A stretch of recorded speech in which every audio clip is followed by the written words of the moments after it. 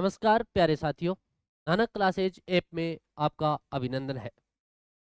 व्याख्याता से संबंधित सेकंड पेपर जो हिंदी से संबंधित है, उसका जो हमारा फर्स्ट टेस्ट जो पीछे 5 तारीख को हुआ था 150 क्वेश्चन का, आज हम उनका थोड़ा रिवीजन जरूर करेंगे। प्रश्न ज्यादा है, प्रयास करेंगे थोड़ा थोड़ा उस पर, लेकिन थोड़ा सा स्पीडली चलेंगे हम, क्योंकि प्रश्न 150 है, आपको भी पता है। और फिर हम चलते हैं बिना किसी वक्त के जाया किए और पहले प्रश्न की ओर। ठीक है, तो हमारा पहला प्रश्न देखो आप क्या कह रहा है। ये देखो पहला प्रश्न क्या कहता है। निम्न में से अग्नि शब्द का पर्यायवाची नहीं है। अग्नि शब्द का क्या नहीं है, पर्यायवाची शब्द नहीं है। ये पूछ रहा है कि कौन सा नहीं है, पर्यायवाची शब्द नहीं है इसका, अग्नि का। अनल तो कहते हैं, वायु सखा यानी वायु की जो सखा है वो अग्नि है। वो क्या है, अग्नि है। ठीक है, वो क्या है, अग्नि है। और वायु सखा है, अनल है। धूम केतु भी अग्नि का है। कैसे, आप धूम का अर्थ होता है धुआं।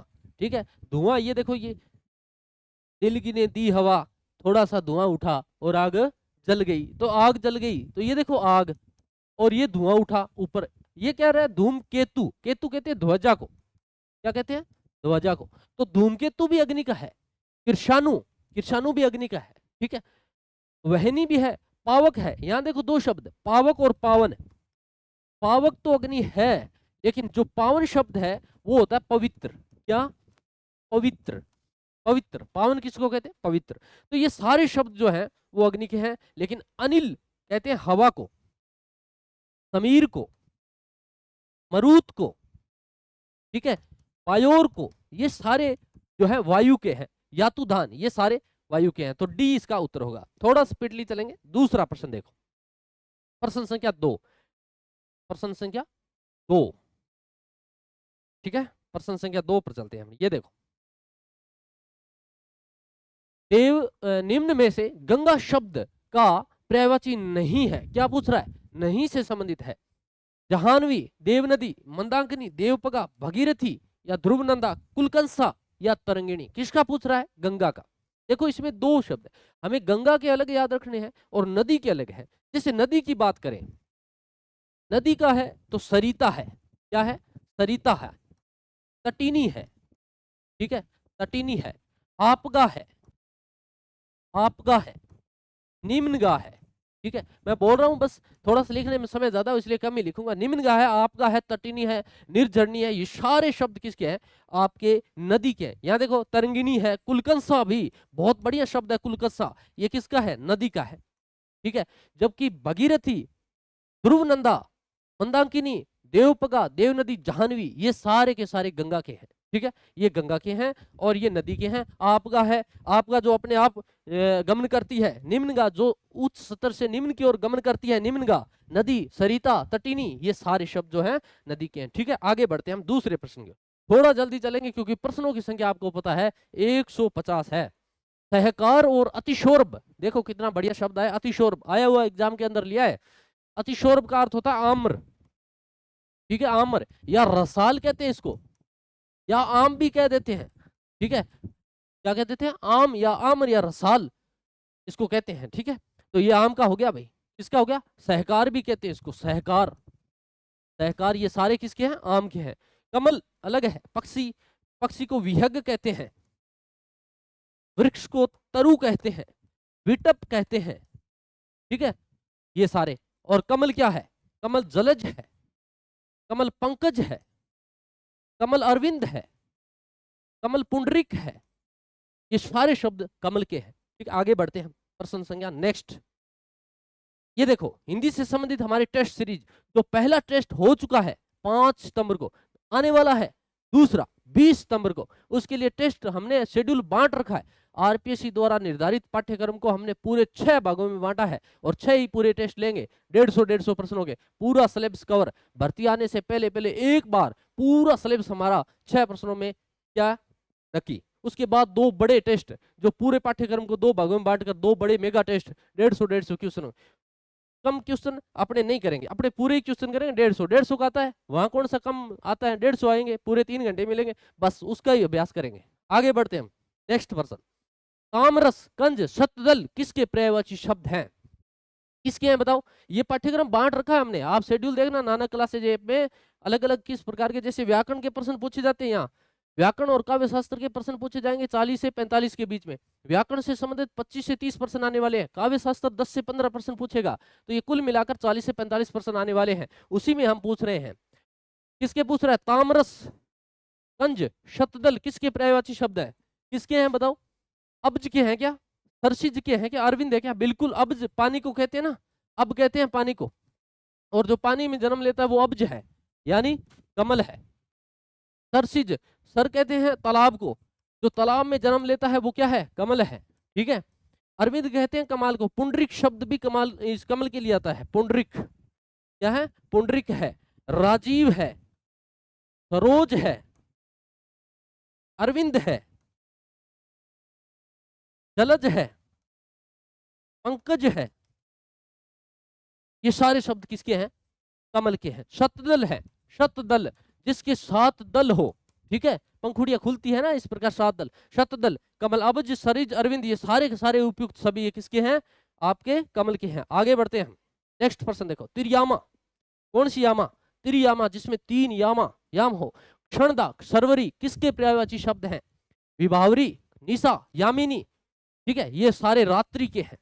किसके हैं?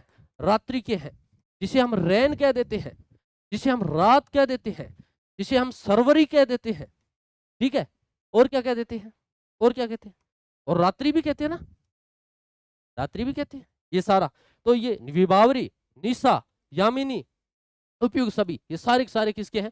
रात्रि के पर्यायवाची। आगे बढ़ते हैं हम, नेक्स्ट देखो। निर्धि, नीर, निधि, रत्नाकर। निधि का अर्थ होता है खजाना, निधि का अर्थ क्या है? खजाना। किसका खजाना? नीर यानी पानी का खजाना, नीर यानी पानी का खजाना। तो नीर, निधि व रत्नाकर किस शब्द के पर्यायवाची हैं? पारावर, पारावत, पयोधर, सूर्य, ठीक है। देखो पारावर, ये 2 शब्द आप देखो, एक तो है पारावर, एक है पारावत। पारावत है वो है कबूतर, कबूतर या कपोत, ठीक है, या रक्तुंड कहते हैं ना उसे, रक्तुंड, ये तो है कबूतर। जो पारावर है वो समुद्र है, पारावर क्या है? समुद्र है।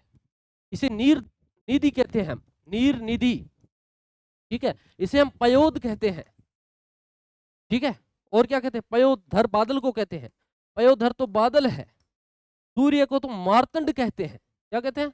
मार्तंड, या दिनकर कहते हैं, या दिवाकर कहते हैं, या रवि कहते हैं, या भानु कहते हैं, या फिर आदित्य कहते हैं, ये सारे सूर्य के हैं, ठीक है। आगे बढ़ते हैं हम,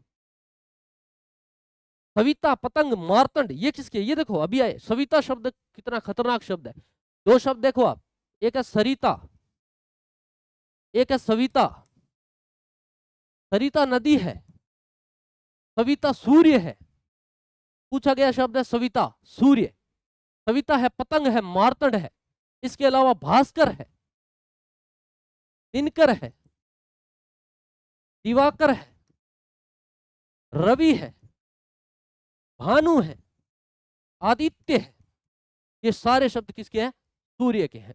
तो ये किसके हैं? सूर्य के। ये तो शार्दुल है, वनराज है, स्त्री, ललना है, अबला है, नारी है, सर्प क्या है?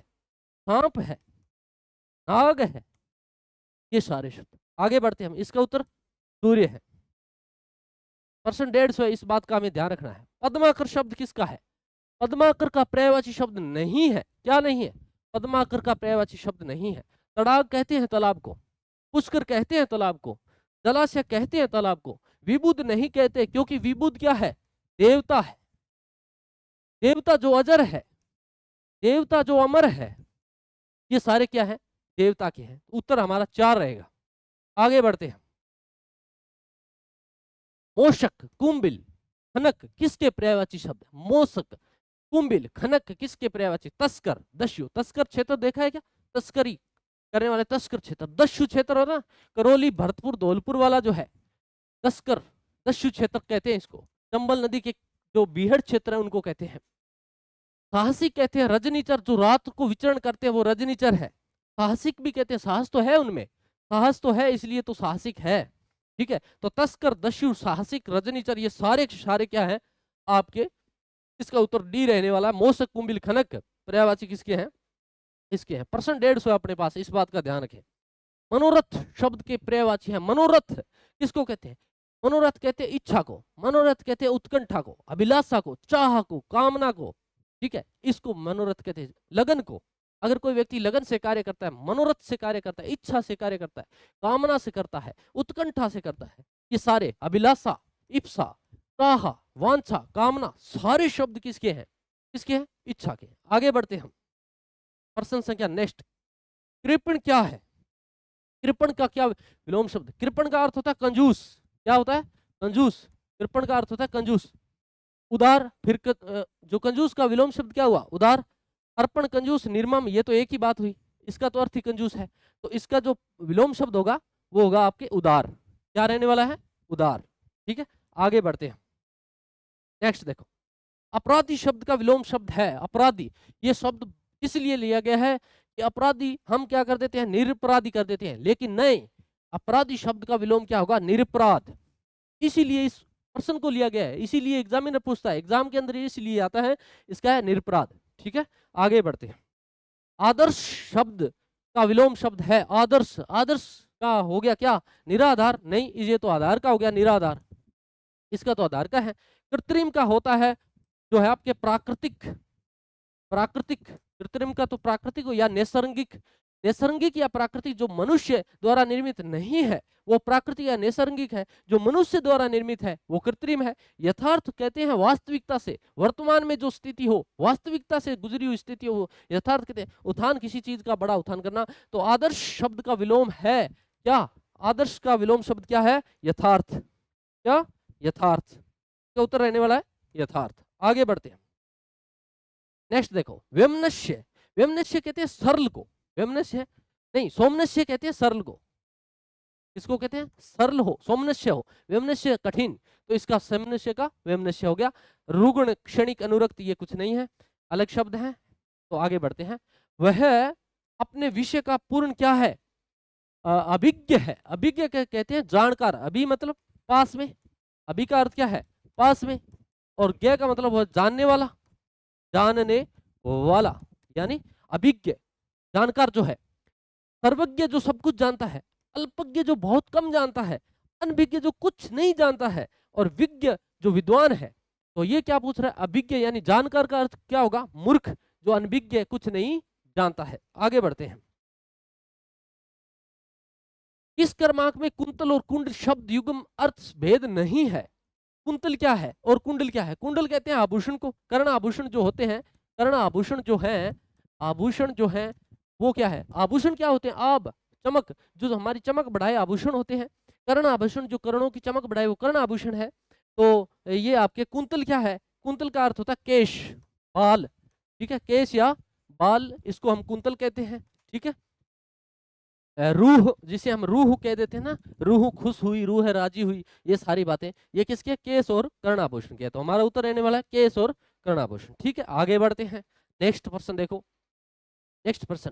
समश्रुत, जो सुनने में एक जैसे हो, समश्रुत, लेकिन अर्थ दोनों भिन्न भिन्न हो, वो समश्रुत शब्द कहलाते हैं, युग्म शब्द कहलाते हैं। ये क्लास अपने यूट्यूब पर ली हुई है। तो प्रथा और प्रथा किस क्रम के सटीक अर्थ है, प्रथा का अर्थ क्या है, प्रथा का अर्थ होता है रीति रिवाज, प्रथा कहते हैं ना हम, प्रथा को कहते हैं रीति रिवाज, हम ये हमारी प्रथा चली आ रही है, युगों युगों से प्रथा चली आ रही है, रिवाज। प्रथा कहते हैं जो माता कुंता है, कुंती है, जो माता कुंती है उसको हम क्या कहते हैं, उसको हम कहते हैं प्रथा। तो दोनों शब्द हुए कुंती और रीति, ठीक है, रीति, इसमें रिवाज तो था लेकिन इधर नहीं था, इसलिए उत्तर एक होगा।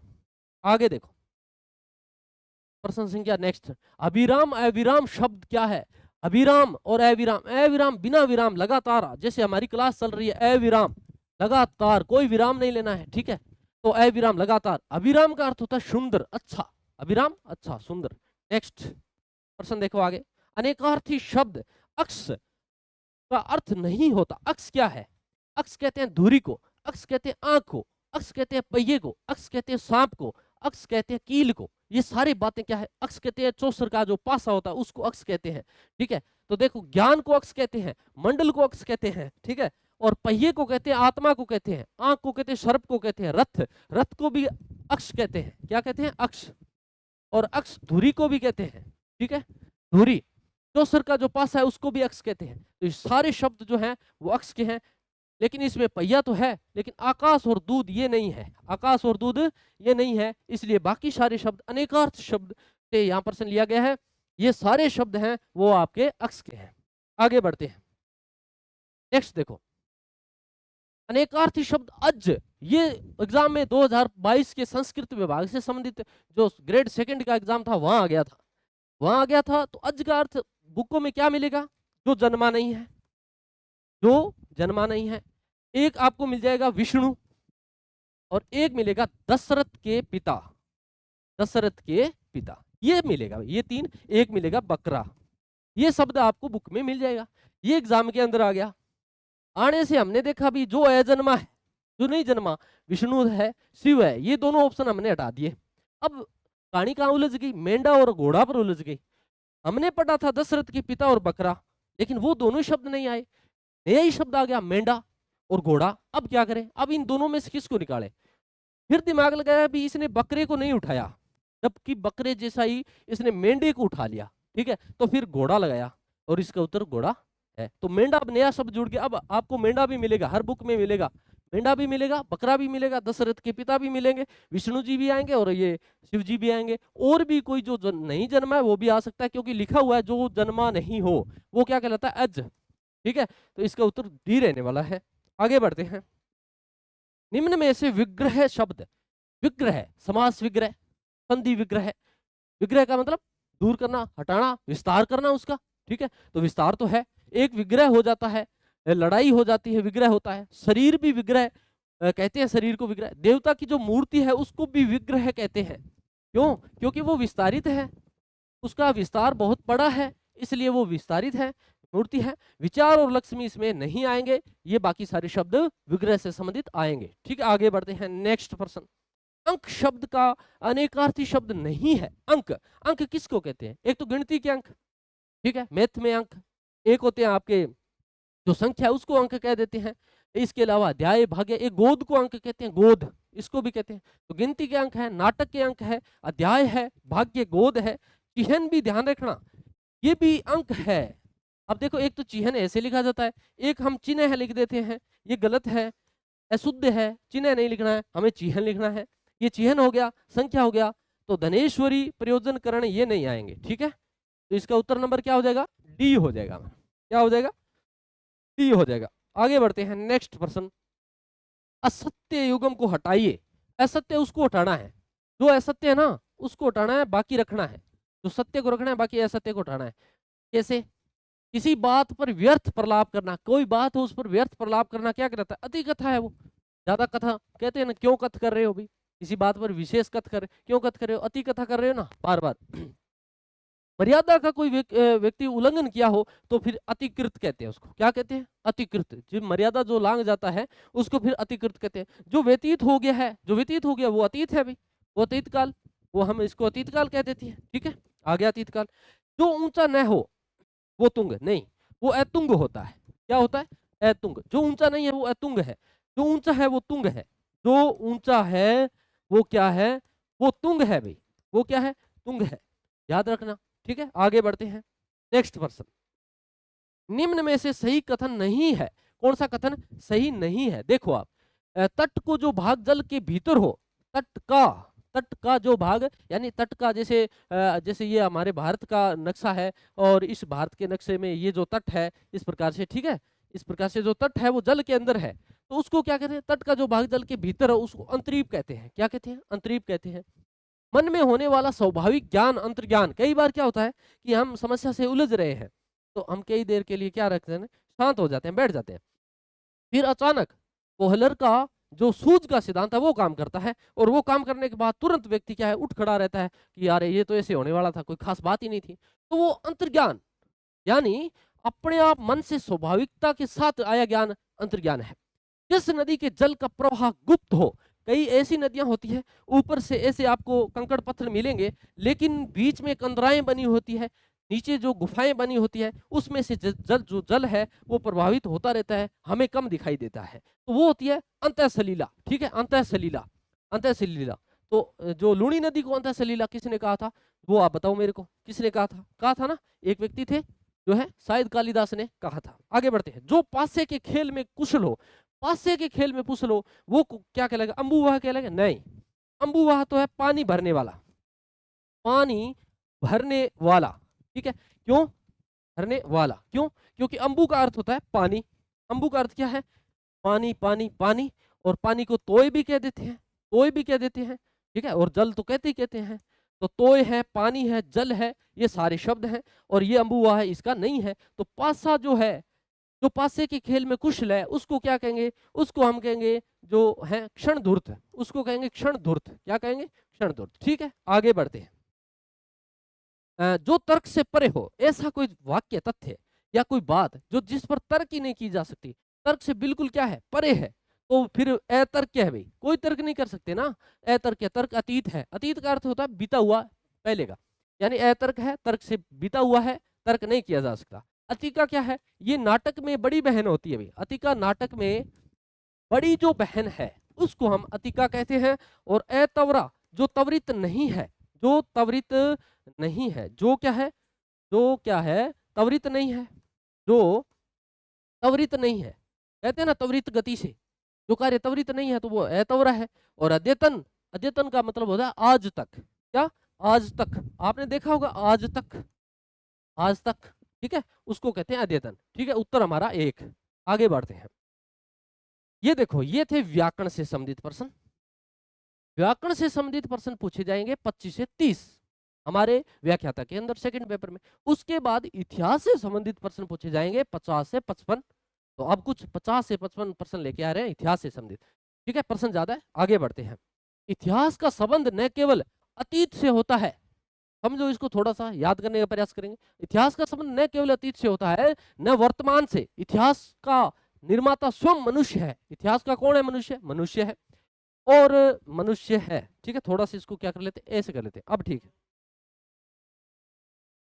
अब देखो, यहाँ ठीक है ना, हाँ यहाँ ठीक है। अब देखो, निर्माता स्वयं मनुष्य है, और मनुष्य चाहे जिस युग का हो, किसी भी युग का हो, इस युग का हो, आदि युग का हो, आधुनिक युग का हो, भक्ति युग का हो, किसी का भी, मूलभूत प्रवृत्तियां एक सी रहती है। मूलभूत जो मनुष्य की जो प्रवृत्तियां हैं वो एक जैसी है।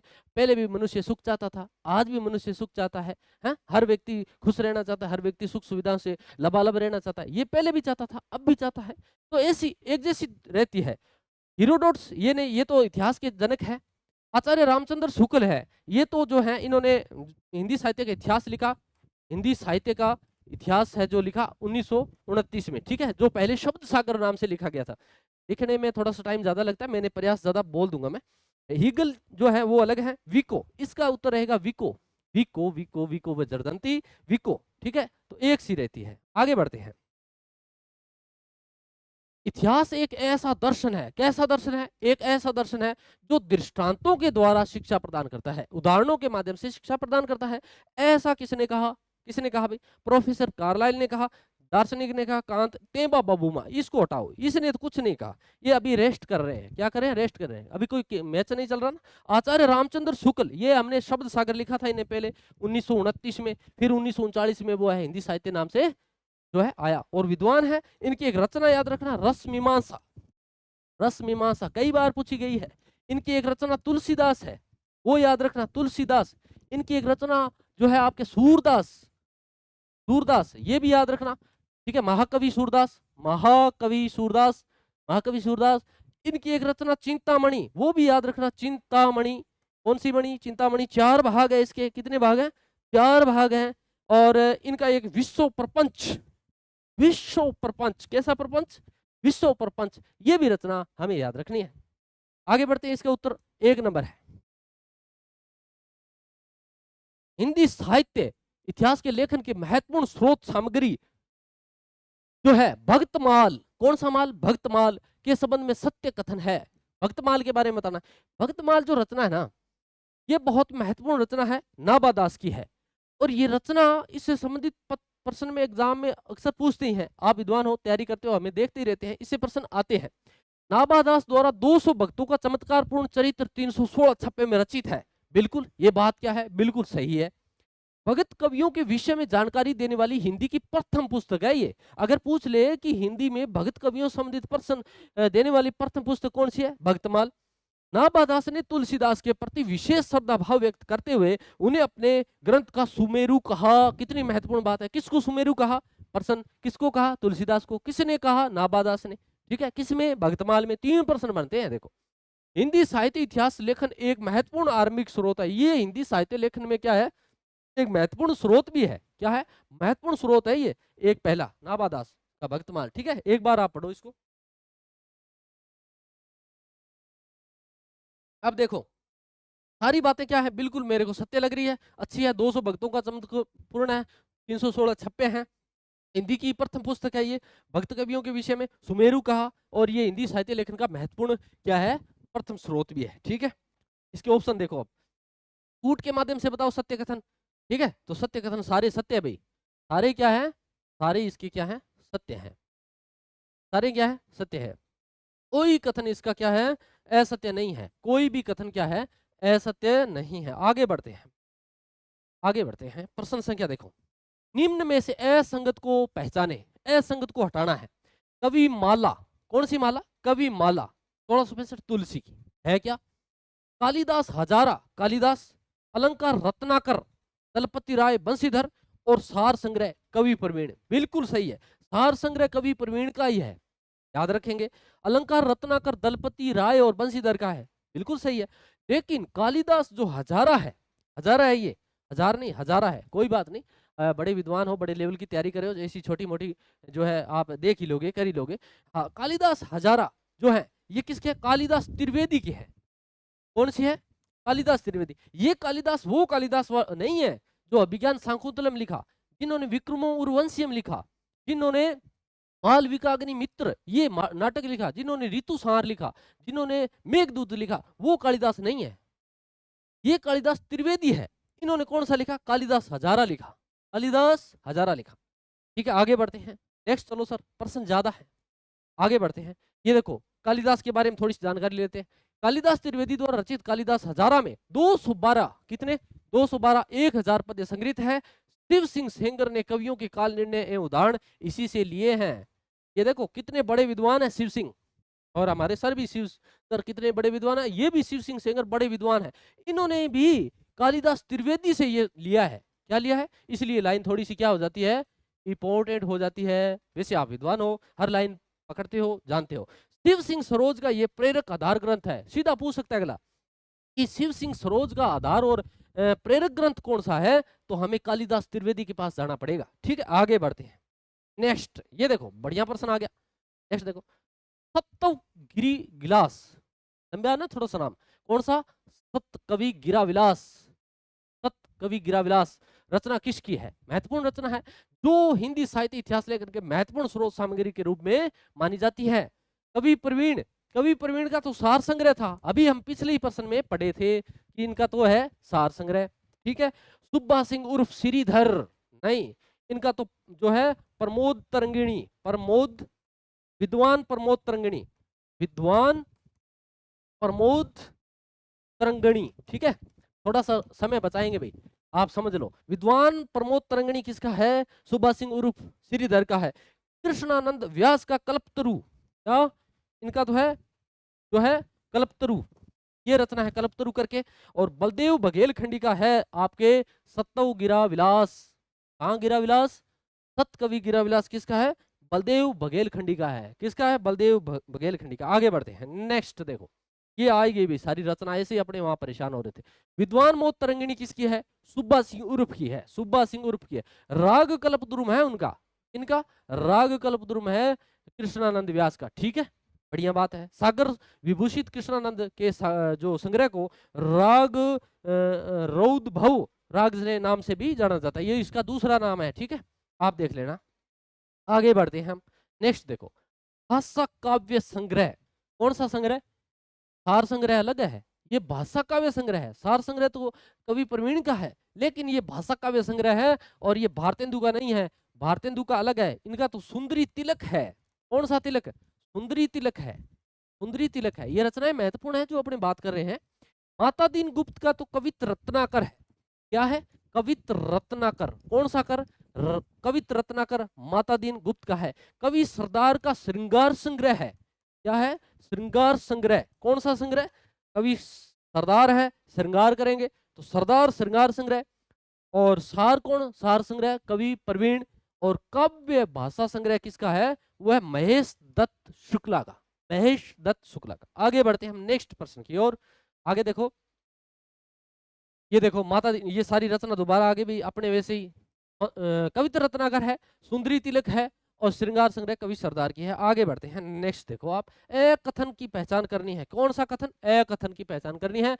गोकुलनाथ ने 84 वैष्णव वार्ता में बल्बाचार्य के 84 शिष्यों की कथा का संकलन किया। ये सीधी सी बात है कि 84 में बल्बाचार्य के शिष्य हैं। गोकुलनाथ ने 252 वैष्णव वार्ता में विठलनाथ के 252 शिष्य हैं। अब यहाँ सीधी याद रखने की बात है, 252 में जो है वो विठलनाथ के शिष्य हैं। किसके? विठलनाथ के। 84 में किसके हैं? वैष्णव आपके बल्बाचार्य के। ठीक है, 84 में किसके हैं? बल्बाचार्य के। 252 में किसके हैं? विठलनाथ के। बस याद करने का यही तरीका। दिग्विजय भूषण, कौन से भूषण? दिग्विजय भूषण संग्रह लाला गोकुल प्रसाद ब्रज का है। बिल्कुल भाई, दिग्विजय भूषण जो रचना है वो लाला गोकुल प्रसाद ब्रज का है। किसका है? लाला गोकुल प्रसाद ब्रज का है दिग्विजय भूषण। और यहाँ देखो वल्लभ दिग्विजय, प्रश्न देखो आप। ठीक है, आप आपके पास पाठ्यक्रम है, आपके पास हजारों बुकें हैं, मटेरियल आपके पास है, क्योंकि आप व्याख्याता की तैयारी कर रहे हो। कोई ऐसा नहीं है भी आज ही तैयारी करने लगे हो, कल ही लगे हो। कुछ साथी हमारे लगे हुए हैं, कुछ साथी जो है कई सालों से तैयारी कर रहे हैं, 1-2 सालों से, और अनुभवी साथी है। इसलिए देखो यहाँ पे देखो, दोनों मैंने प्रश्न में रचनाएं ऐसी रखने का प्रयास किया जो दोनों एक जैसी हो। जहाँ कंफ्यूजन पैदा होगा प्रश्न वहीं से आएगा, ये बात आप अच्छी तरीके से जानते हैं। तो दिग्विजय भूषण किसकी थी? लाला गोकुल प्रसाद ब्रज का था। वल्लभ दिग्विजय रचना जो है हरिराय तुलसी की नहीं है, हरिराय तुलसी की नहीं है। ठीक है, हरिराय तुलसी की नहीं है। हरिराय तुलसी की फिर कौन सी है सर, बताओ ना? हरिराय तुलसी की है कविमाला। क्या भाई?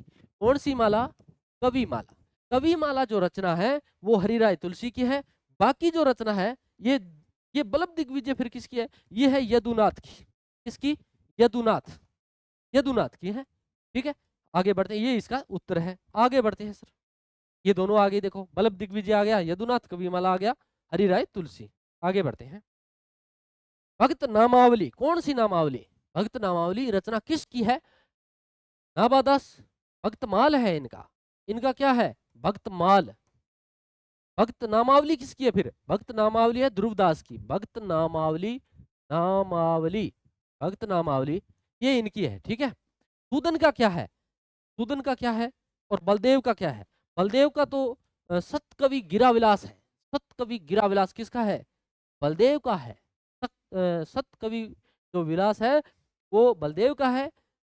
कवि नामावली, कौन सी नामावली? कवि जो नामावली है वो रचना है सूदन की।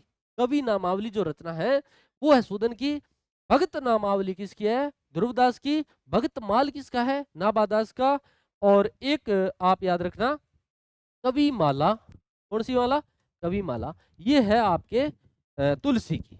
ये वो तुलसी नहीं है, ये वो तुलसी नहीं है, ये हरिराय तुलसी है। इनका नाम हरिराय है, ये वो रामचरितमानस वाले तुलसी नहीं। अब देखो आप, भक्तमाल, भक्त नामावली, कवि नामावली, भक्त कवि माला है कि नहीं? एक जैसी, एक जैसी रचनाएं है ना। यहाँ कंफ्यूजिंग होगी, यहाँ से प्रश्न बनेगा। आगे बढ़ते हैं, तो इसका जो उत्तर है भक्त नामावली का ध्रुवदास रहने वाला है। आगे बढ़ते हैं, कवि नामावली सूदन की है। और ये देखो एक और रचना इनसे संबंधित, मूल गुसाई जो चरित्र बाबा बेनी माधव दास का है। किसका है? बाबा बेनी माधव दास का है मूल गुसाई चरित्र। ठीक है, आगे बढ़ते हैं, हिंदी साहित्य के इतिहास लेखन की परंपरा का सूत्रपात। देखो भाई, हिंदी साहित्य इतिहास की जो परंपरा है उसका सूत्रपात किसने कर दिया? जॉर्ज ग्रियर्सन ने या गार्सद तासी ने, आचार्य रामचंद्र शुक्ल ने, या फिर मिश्र बंधुओं ने। मिश्र बंधु का तो 1913 में आएगा, शुक्ल जी 1929 को आएंगे। गार्सद तासी जो है वो 1839 को है, और ग्रियर्सन जो है वो 1888 और 89 है। दो सन मैंने कैसे लिखे? इनका जो ग्रंथ है वो पहले विशेष अंक, बंगाल के विशेष अंक में 1888 में प्रकाशित हुआ, स्वतंत्र रूप से है वो 89 में आया था। गारसदातासी है, इन्होंने शुरुआत की थी, यही हमारा उत्तर है 1839 में। ये पहले 2 भागों में आता है 39 और 47 में, फिर 3 भागों में और आता है 1970 में, 2 भागों में, फिर 1971 में एक और, कुल मिला के 5 भागों में इनका जो ग्रंथ है वो आता है। आचार्य रामचंद्र शुक्ल का 1929 में पहले हिंदी शब्द सागर से प्रकाशित होता है, फिर 1939 में हिंदी साहित्य इतिहास के नाम से प्रकाशित होता है। मिश्र बंधु का जो मिश्र बंधु विनोद है वो 1913 में आता है, 3 भाग उसके, और चौथा भाग है वो 1934 में आता है। ठीक है, आगे बढ़ते हैं हम, नेक्स्ट बढ़ते हैं। ये देखो इस्तवार द लेत्रुत्र क्या है, ये इनका ग्रंथ है भाई, किनका, गारसदातासी का ग्रंथ है। व्याख्या आई है, थोड़ी सी देख लेते हैं। ये हिंदुस्तान प्रथम भाग 1839 में बात कर ली हमने। दूसरा है जो 1947 में आया था, भाषा इसकी फ्रेंच थी, प्रकाशित पेरिस से हुआ था, और 39 में 2 भाग आए थे, और 70 में 3 भाग आए थे। पहले 2 70 में आए थे, फिर 1 71 में आया था, 3 भाग यहाँ आए थे। सारी बातें हो गई, आगे बढ़ते हैं। चलो सर आगे बढ़ो, प्रश्न ज्यादा है, 150 प्रश्न हमें करने हैं। बड़ा भारी भरकम प्रश्न आ गया है, इसको देखो करें पहले। हिंदी साहित्य का इतिहास लिखने का सर्वप्रथम प्रयास 1839 में गारसदातासी फ्रेंच विद्वान ने किया था। बिल्कुल बात क्या है, जितनी बड़ी है उतनी ही सत्य है। किसी भारतीय विद्वान के रूप में सर्वप्रथम प्रयास 1883 ईस्वी में ठाकुर शिव सिंह सेंगर ने किया था। ठाकुर 83 ने किया था। सच्चे अर्थों में हिंदी साहित्य का सर्वप्रथम इतिहास 1888 इब्राहिम ग्रेसन ने लिखा था। ये देखो 88 पहले 88 में आया था, लेकिन स्वतंत्र रूप से पूछ ले तो 89 है। परंपरागत रूप से हिंदी साहित्य का सर्वप्रथम इतिहास 1913 ईस्वी में मिश्र बंधु द्वारा लिखा गया था। 3 भाग आए थे 1913 में, चौथा भाग 1934 को आता है। सच्चे अर्थों में हिंदी साहित्य का सर्वप्रथम परंपरागत इतिहास 1929 में आचार्य रामचंद्र शुक्ल द्वारा लिखा गया। सारी बातें क्या है, जितनी बड़ी है उतनी ही सत्य है, उतनी ही साफ है। आगे बढ़ते हैं, याद करने योग्य है। कूट से बताएं, केवल 2 3 4 सत्य हैं, या फिर 3 4, समय खराब नहीं करेंगे, सारे के सारे कथन क्या है, बिल्कुल सत्य है। आगे बढ़ते हैं, नेक्स्ट देखो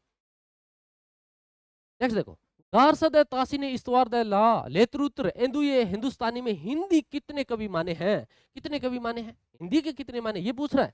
हिंदी के कितने माने, सारे कितने माने, 738। कुल कितने माने, 738। ये तो थे कुल कवि, ये तो सारे बताए थे इन्होंने, कहा भी सारे 738 है। फिर इन्होंने कहा कि जो हिंदी के जो कवि है ना वो बड़े ही बेहतरीन है। क्या है, बेहतरीन है, मतलब बेहतर है, हिंदी वाले बेहतरीन है, तो बेहतर कवि इन्होंने हिंदी के बताए। इसका उत्तर हिंदी है। बाद में क्या हुआ, करीमुद्दीन ने उर्दू में इनके ग्रंथ का जो ग्रंथ है ना बड़ा सा, उसका उर्दू में अनुवाद कर दिया। उन्होंने कहा नहीं, आप 738 नहीं 1004 है। ये किसने कहा, करीमुद्दीन ने कहा। 104 किसने कहा, करीमुद्दीन ने कहा। फिर हमारे जो लक्ष्मी सागर वासणेय जो आए, उन्होंने कहा नहीं, सारे कितने हैं, 358 है। कितने हैं, सारे कितने, 358। हिंदी के उसमें 220 है, ये कहते हैं हिंदी के उसमें कितने हैं, 220 है। सारे कितने बताए, 358। किसने, लक्ष्मी सागर वासणेय ने 358, हिंदी के कितने, 220। करीमुद्दीन करीम लगाकर कितना बताता है, 104। ठीक है, और 738 किसने बताया, कुल गारसदातासी ने। हिंदी के कितने बता दिए, 72। याद रखेंगे कितने, 72। हमारा उत्तर 72। आगे बढ़ते हैं, ये थोड़ी सी आप देख लेना। प्रश्न संख्या 1953 ईस्वी में डॉक्टर लक्ष्मी वासुदेव सागर ने किस नाम से इस्तवार द लिटरेचर हिंदुस्तानी का हिंदी में अनुवाद किया था।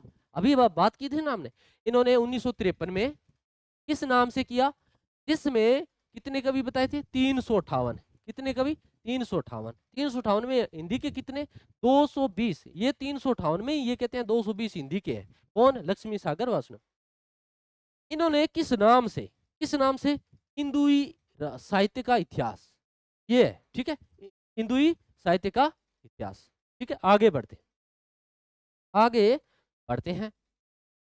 ये हो गया क्या, हाँ ये हो गया। आगे बढ़ते हैं, निम्न कथनों पर विचार करो। कर लेंगे भी, विचार करने में क्या है, निम्न कथनों पर विचार करो। हिंदी साहित्य का इतिहास लिखने का दूसरा प्रयास, देखो पहला प्रयास तो आपको पता ही है किसने किया था, गारसदातासी ने किया। दूसरा प्रयास 1883 में शिव सिंह सेंगर ने किया। बिल्कुल सही है, दूसरा इन्होंने किया। ये देखो इसी के अंदर भी 2 लिखा हुआ है, ये देखो अंदर भी 2 लिखा है ना, शिव के अंदर भी ऐसे ऐसे करके पहले 2 लिखते हैं ना। तो दूसरा प्रयास किया किसी भारतीय विद्वान के द्वारा, ये प्रथम प्रयास था। ये पहले भारतीय थे, क्योंकि वो तो फ्रेंच भाषा में लिखा गया था, ये भारतीय थे। शिव सिंह सरोज में कुल 1003 कवि माने। इन्होंने कहा भी शिव सिंह सरोज में सारे कितने हैं, 1003 कवि हैं। चरित्र लिखा, यह हिंदी भाषा में रचित सर्वप्रथम इतिहास है। हिंदी भाषा में ये पहला है, पहले वाला फ्रेंच भाषा में था, ये हिंदी भाषा में है। सही बात है, क्या दिक्कत है। इन्होंने हिंदी का पहला कवि किसको मान लिया, कई किताबें कहती है पुष्य को माना, कई किताबें कहते हैं नहीं पुंड है, कई कहते हैं पुष्पदंत है। ये सारा एक का ही नाम है भाई। किसी को पुष्य कह दिया, किसी ने पुंड कह दिया, किसी ने पुष्पदंत कह दिया, जिसको जो अच्छा लगा उसने कह दिया। अपने तीनों याद रखो, पुष्य, पुंड या पुष्पदंत। ठीक है, सारी बातें क्या है, अच्छी है भाई, याद है, रखने योग्य है, परीक्षा में आने लायक है। तो सारी के सारी कोई भी कथन जो है ना असत्य नहीं है, सारे सत्य हैं। आगे बढ़, इस पुस्तक में भी काल विभाजन का कोई प्रयास नहीं किया। दो पहली जो पुस्तकें आई है 1839 और 1883 में, इन्होंने काल विभाजन का काम नहीं किया। काल विभाजन का काल यानी पूरे इतिहास को बांटने का काम नहीं किया इन्होंने। लिखा, कवि बताए, हिंदी के बता दिए और बातें सारी बता दी, बांटा नहीं। डॉक्टर किशोरीलाल गुप्त, यही है क्या प्रश्न? हाँ यही है ना, यही है, देखो ये देखो, ये देखो। डॉक्टर किशोरीलाल गुप्त ने हिंदी साहित्य का प्रथम इतिहास नाम से पुस्तक किस ग्रंथ के अनुवाद में लिखी? अब जो डॉक्टर किशोरीलाल गुप्त है हमारे, उन्होंने जो किताब लिखी किसी के अनुवाद में लिखी थी, हिंदी साहित्य का प्रथम इतिहास, वो इनमें से किस पर लिखी? The modern vernacular literature of northern Hindustan, ये ग्रियर्सन का है ना, ग्रियर्सन का है, ग्रियर्सन का है। और ये पहले 1888 में विशेष बंगाल विशेष अंक में छपा था, बाद में स्वतंत्र रूप से 1889 में आया था, प्रकाशित हुआ। इस्तवार द ला लिटरेचर एंदु ये हिंदुस्तानी, ये तो गारसा द तासी वाला हो गया। शिव सिंह सरोज ये जो है वो हमारे शिव सिंह की हो गई। और मिस्र बंधु ये जो है 1913 में 3 भाग और चौथा भाग 1934 में आया था। तो जो ये बुक है इसका इन्होंने ग्रंथ किया था। आगे बढ़ते हैं। निम्न कथनों पर क्या करना है, आपको विचार करना है। क्या करना है? निम्न कथनों पर क्या करना है? विचार करना है। ठीक है, निम्न कथनों पर क्या करना है? विचार करना है। देखो विचार करते हैं भाई। द मॉडर्न वर्नाक्यूलर लिटरेचर, प्रश्न थोड़ा सा बड़ा है तो आप थोड़ा सा जो है नजरिया बड़ा रखें। The modern vernacular literature of northern Hindustan ग्रंथ पहले 1888 में the royal Asiatic society of Bengal की पत्रिका विशेष अंक रूप से प्रकाशित हुआ था। ये आप बोल ही रहे हैं। एक स्वतंत्र इतिहास पुस्तक के रूप में इसका प्रकाशन 89 में हुआ था, ये भी हम पढ़ रहे हैं। काल विभाजन का प्रथम प्रयास इसी ग्रंथ में हुआ था, पहला प्रयास यहाँ किया गया था। ठीक है, गणपति चंद्र गुप्त ने इस इतिहास ग्रंथ का प्रकाशन 1888 माना है। गणपति जी कहते हैं, जो गणेश जी है वो कहते हैं जी पहले मना लिया, वो मना लिया। मेरे को आप पहले मनाते हो तो पहले ही मानते हैं, हम 1888 को मानेंगे। ठीक है, राम कुमार वर्मा कहते हैं नहीं, अपने 89 को मान लेते हैं भाई, अपने 89 को मान लेते हैं, ऐसी कोई बात, दोनों अलग अलग मानते हैं। इस ग्रंथ का हिंदी अनुवाद 1957 में हिंदी साहित्य का प्रथम इतिहास शीर्षक से डॉक्टर किशोरीलाल गुप्त ने किया। डॉक्टर किशोरीलाल सोचा भी 1957 100 वर्ष हो गए 1857 की क्रांति को, तो कुछ नया करते हैं, तो इन्होंने इसका अनुवाद कर दिया। ठीक है, इन्होंने इसका अनुवाद कर दिया। 1957 को 100 वर्ष हो गए थे 1857 क्रांति को, इन्होंने इनका अनुवाद कर दिया। और अनुवाद में इन्होंने जो है आपको पता ही है क्या बताया, उसको पीछे हमने बात की थी। ठीक है, तो ये अलग अलग सारी बातें क्या है, बिल्कुल क्या है, सही है। बिना टाइम खराब करे हम इसका उत्तर लगा देंगे। सारे तथ्य जो विवादित नहीं है, कुछ भी कहा नहीं जा सकता। क्यों नहीं कहा जा सकता भाई, हम तैयारी करें तो कुछ तो कहेंगे। कोई भी कथन असत्य नहीं है, ये बात इसकी सही है। आगे बढ़ते हैं। ठीक है, इसमें कुल 952 कवि बताए, जीवन चरित्र लिखा गया 886 कवि उल्लेख बताए। ये सारी बातें आप पढ़ लेना। आगे बढ़ते हैं। असंगत युग्म को हटाएं। कौन सा युग्म? असंगत को हटाना है। जो संगत, भक्तमाल हमने पढ़ा 1585 में, नाभादास। श्रृंगार संग्रह सरदार कवि का है, बिल्कुल। श्रृंगार कौन करेगा? सरदार। तो श्रृंगार संग्रह इनका है। विचित्र उपदेश, कैसे उपदेश? विचित्र उपदेश किसके हैं? कक्षेदी तिवारी के हैं, बिल्कुल सही है, कक्षेदी। राग कल्पद्रुम हम पहले पढ़ के आए ना, राग कल्पद्रुम किनका है? कृष्णदास व्यास का है। किनका है? कृष्णदास व्यास का है, कृष्णदास व्यास का है। महेश दत्त का तो क्या है? भाषा काव्य संग्रह है। कौन सा? भाषा काव्य संग्रह, ये है इनका। तो दोनों बातें हमें क्या रखेंगे? याद रखेंगे। आगे बढ़ते हैं, हमारा उत्तर ये है। आगे देखो, जीवन चरित्र लिखा गया इनमें। ठीक है, आगे बढ़ते हैं। देखो देखो, इसमें केवल हिंदी के कवियों स्थान दिया गया, काव्य संग्रह, ये सारी बातें हो चुकी है। प्रश्न देखो नेक्स्ट, असंगत युग्म को पहचाने। ऐसा संगत जो असंगत है युग्म, उसको युग्म कहते हैं, जोड़े को। गोसाई चरित्र बाबा बेनी माधवदास हम पढ़ के आए हैं, आपने भी पढ़ रखी है। गोसाई चरित्र बाबा बेनी माधवदास का है। काव्य संग्रह बार बार पढ़ रहे हैं, महेश दत्त का है। भाषा काव्य संग्रह, पूरा नाम इसका वैसे भाषा काव्य संग्रह। सुंदरी तिलक हरिश्चंद्र का था, पढ़ा हमने। कालिदास हजारा कालिदास का नहीं है, जबकि ये किसका है, कालिदास त्रिवेदी का है, कालिदास त्रिवेदी का है, इसलिए हमारा उत्तर ये हो जाएगा। आगे देखो, मिस्र बंधुओं में शामिल नहीं है भाई, मिस्र बंधु में शामिल कौन नहीं, तीन भाई है, तीनों भाइयों को याद रखना है। और वो भी ये एग्जामिनर क्या करता है, तीनों भाइयों को याद रखो और वो भी सीक्वेंस से याद रखो, पहले कौन है, बड़ा कौन है, छोटा कौन है। तो तीनों ही हमें जो है ना, गणेश बिहारी मिश्र, श्याम बिहारी मिश्र, सुख बिहारी मिश्र, ये आपने याद कर रखे हैं, तीनों ही है। देखो गए पहले आएगा गणेश, फिर ये से आएगा श्याम, फिर ये से आएगा सुखदेव, बस सरल से है, कोई दिक्कत नहीं। इमीलाल बिहारी मिश्र ये नहीं है, ये नहीं है, इसमें कुछ नहीं है, ठीक है। तो उत्तर नंबर 4। आगे देखो, मिस्र बंधु विनोद जो है चतुर्थ भाग कब प्रकाशित हुआ, चौथा भाग कब प्रकाशित हुआ, बताओ आप। अभी पीछे आपने कितनी बार बात कर ली है कि कब प्रकाशित हुआ, चौथा भाग कब प्रकाशित हुआ, बताओ। चौथा भाग आया था 1934 को, ठीक है। तीन भाग आ गए थे 1913 में, ठीक है। मिस्र बंधु विनोद में तीन भाई थे, सुख श्याम गणेश, ठीक है। आगे बढ़ते हैं। आचार्य रामचंद्र शुक्ल, आचार्य रामचंद्र शुक्ल जो है बड़े विद्वान है, 1884 को इनका जन्म होता है, 11 अक्टूबर, याद रखेंगे आप, 11 अक्टूबर 1884 को जो है इनका जन्म होता है, आचार्य रामचंद्र शुक्ल। और कहते हैं कि आप व्याख्याता या ग्रेड सेकंड की तैयारी कर रहे हो तो शुक्ल को नहीं पढ़ रहे हो तो फिर कुछ नहीं कर रहे हो, ऐसा कहते हैं विद्वान, ठीक है। तो शुक्ल बड़े महत्वपूर्ण है, विनोद है। मिस्र बंधु विनोद ये किनका है, ये तो 1813 में आया था ना, 1913 में आया था ना, ये तो 1913 में आया। The modern vernacular literature of northern Hindustan, ठीक है, ये आचार्य रामचंद्र शुक्ल द्वारा नहीं हो सकता। आचार्य रामचंद्र शुक्ल द्वारा कवियों का परिचय आत्मक विवरण किस ग्रंथ से लिया गया है, प्रश्न को दोबारा पढ़ो आप। प्रश्न क्या कह रहे हैं, प्रश्न देखो क्या कह रहा है, प्रश्न गंभीर है, डीप का थोड़ा प्रश्न है, न तो आचार्य रामचंद्र शुक्ल के बारे में पूछा है, न उनकी रचना के बारे में पूछा है, जबकि क्या पूछा है, आचार्य रामचंद्र शुक्ल जी द्वारा कवियों का परिचयात्मक विवरण किस ग्रंथ से लिया गया है। तो ये जो लिया गया है वो लिया गया मिस्र बंधु विनोद से, किससे, मिस्र बंधु विनोद से। देखो जो हमारे भाई बंधु होते हैं हम परिचय उसका ही कराएंगे ना, परिचयात्मक। आगे बढ़ते हैं, निम्न में से कौन सा संगत नहीं है, क्या नहीं है, संगत नहीं है। वल्लभ दिग्विजय यदुनाथ हमने पढ़ लिया, बिल्कुल सही है। कविमाला हरिराय तुलसी की है, बिल्कुल कविमाला है। विद्वान मोत तरंगिणी सुब्बा सिंह की है, बिल्कुल सही है। और कवि नामावली ये ध्रुवदास की नहीं है, तो कवि नामावली किसकी है सर, कवि नामावली है सूदन की, किसकी है, सूदन की। तो फिर भक्त नामावली ये ध्रुवदास की कौन सी है, ध्रुवदास की है भक्त नामावली, कौन सी, भक्त नामावली, नामावली, ठीक है। और भक्त माल किसका है, भगत माल किसका है, वो है नाबादास का, किसका है, नाबादास का। आगे बढ़ते हैं, जल्दी करो सर, टाइम नहीं है, प्रश्न ज्यादा है।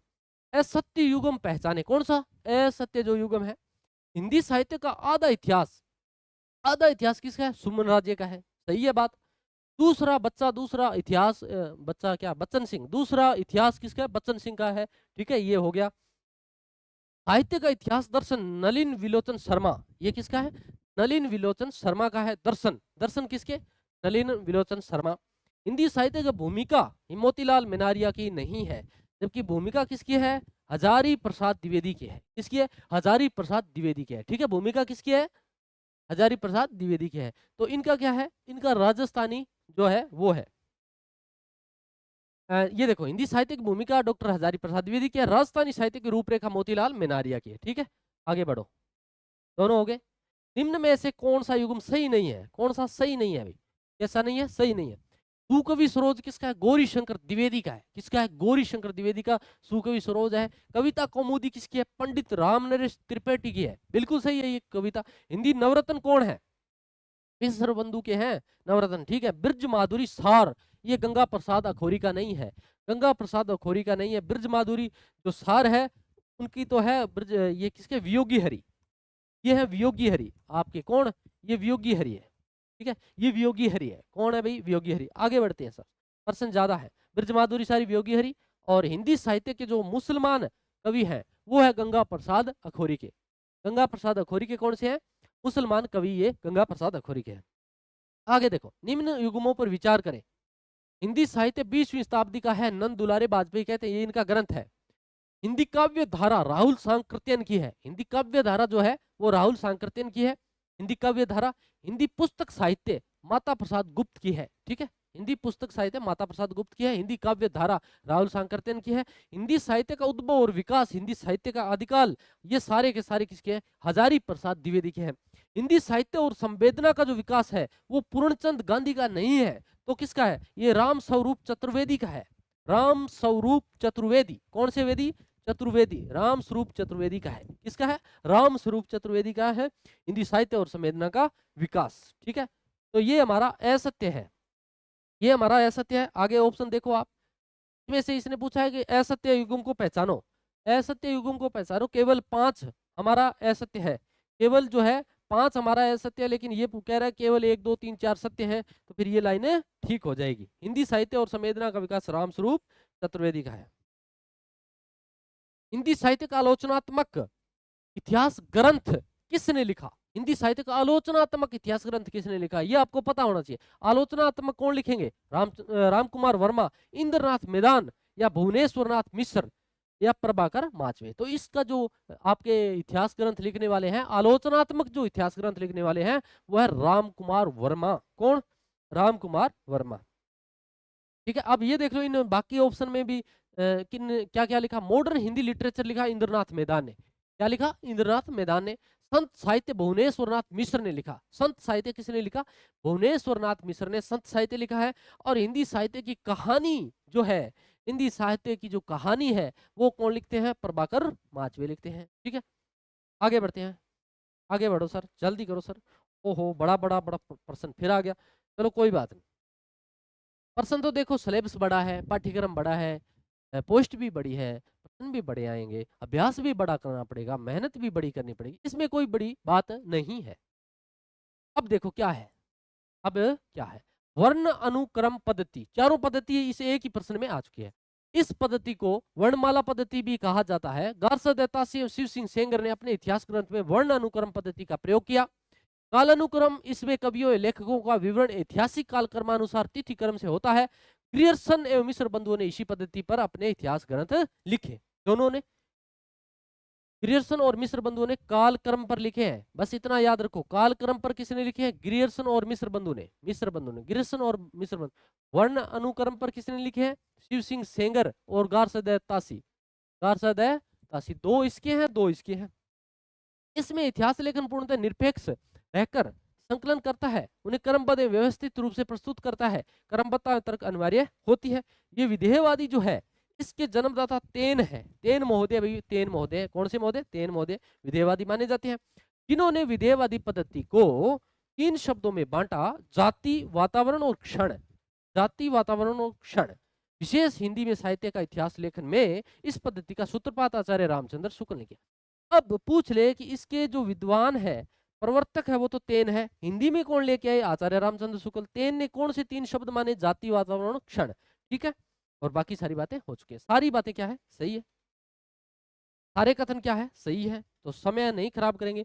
उपयुक्त कथन है सही, सभी कथन सही है। उपयुक्त सभी कथन सही है। ठीक है, आगे बढ़ते हैं भाई, आगे बढ़ते हैं। आप इसको रोक कर म्यूट करके आराम से पढ़ सकते हैं।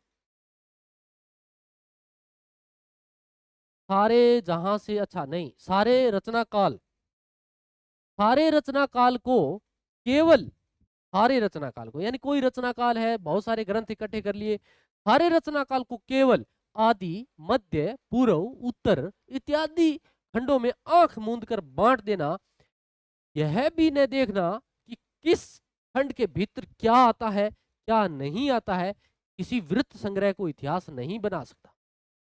नहीं बना, कोई वृत्त संग्रह हो, बहुत सारा पुलिंदा इकट्ठा किया हो, हम उसको इतिहास नहीं कह सकते। यह टिप्पणी किसने दी? शुक्ल जी ने किस पर कही? शुक्ल जी ने किसके बारे में कहा कि केवल केवल और केवल वृत्त संग्रह इकट्ठा करके, तथ्यों को एक जगह इकट्ठे करके लिख देना, नोट्स बड़े बड़े बना के दे देना और कह देना ये ऐसा, इसको हम इतिहास संग्रह, इतिहास नहीं कह सकते। ये किसने कहा? शुक्ल जी ने। किसके बारे में?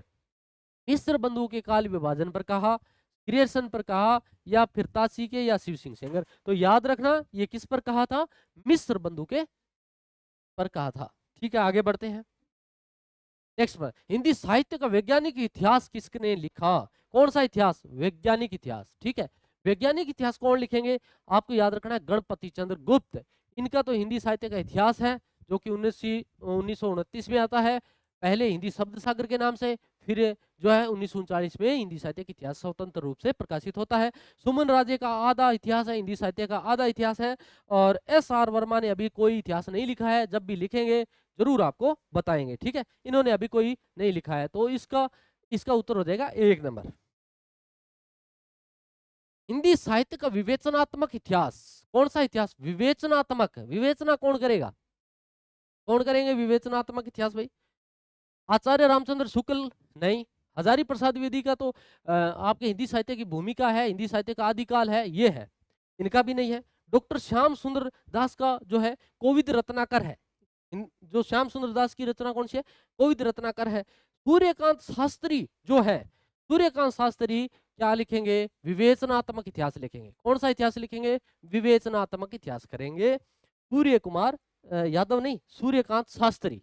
ठीक है, सूर्यकांत शास्त्री विवेचनात्मक करेंगे। वैसे भी देखो, आप सूर्य के लिए एकांत में खड़े होकर सूर्य के बारे में विवेचना कर सकते हो आराम से, कोई बड़ी बात नहीं है। आगे बढ़ते हैं। हिंदी कोविद रत्नमाला, हिंदी प्रथम भाग, ये सारी व्याख्या हो चुकी है, हमने कर ली है। ये देखो, हिंदी साहित्य विमर्श, कौन सा? विमर्श, विचार विमर्श करना है भाई। क्या करना है? विमर्श करना है। पद्मलाल पुन्नालाल बख्शी, रमाशंकर शुक्ल रसाल, राहुल सांकृत्यायन या फिर रोनाल्डो। ठीक है, तो ये तो भाई ये अभी नहीं, इन्होंने कोई विवेचना विमर्श किया नहीं, इनको हटाओ, पहले तो इनको हटाओ। ठीक है, अब 3 बचे हैं। पद्मलाल पुन्नालाल बख्शी, इन्होंने विमर्श है, हिंदी साहित्य का विमर्श किसका है? पद्मलाल पुन्नालाल बख्शी का है। सर याद कैसे करें? देखो, ये विमर्श कर रहे हैं भाई, मेरा नाम पद्मलाल रखूं या पुन्नालाल रखूं या फिर बख्शीलाल रखूं, विमर्श चल रहा है अभी। लेकिन किसी ने कहा भी आप ऐसा करो, पद्मलाल भी रख लो, पुन्नालाल भी रख लो और बख्शीलाल भी रख लो, तीनों रख लो। तो इसका उत्तर 1 नंबर है। आगे बढ़ते हैं।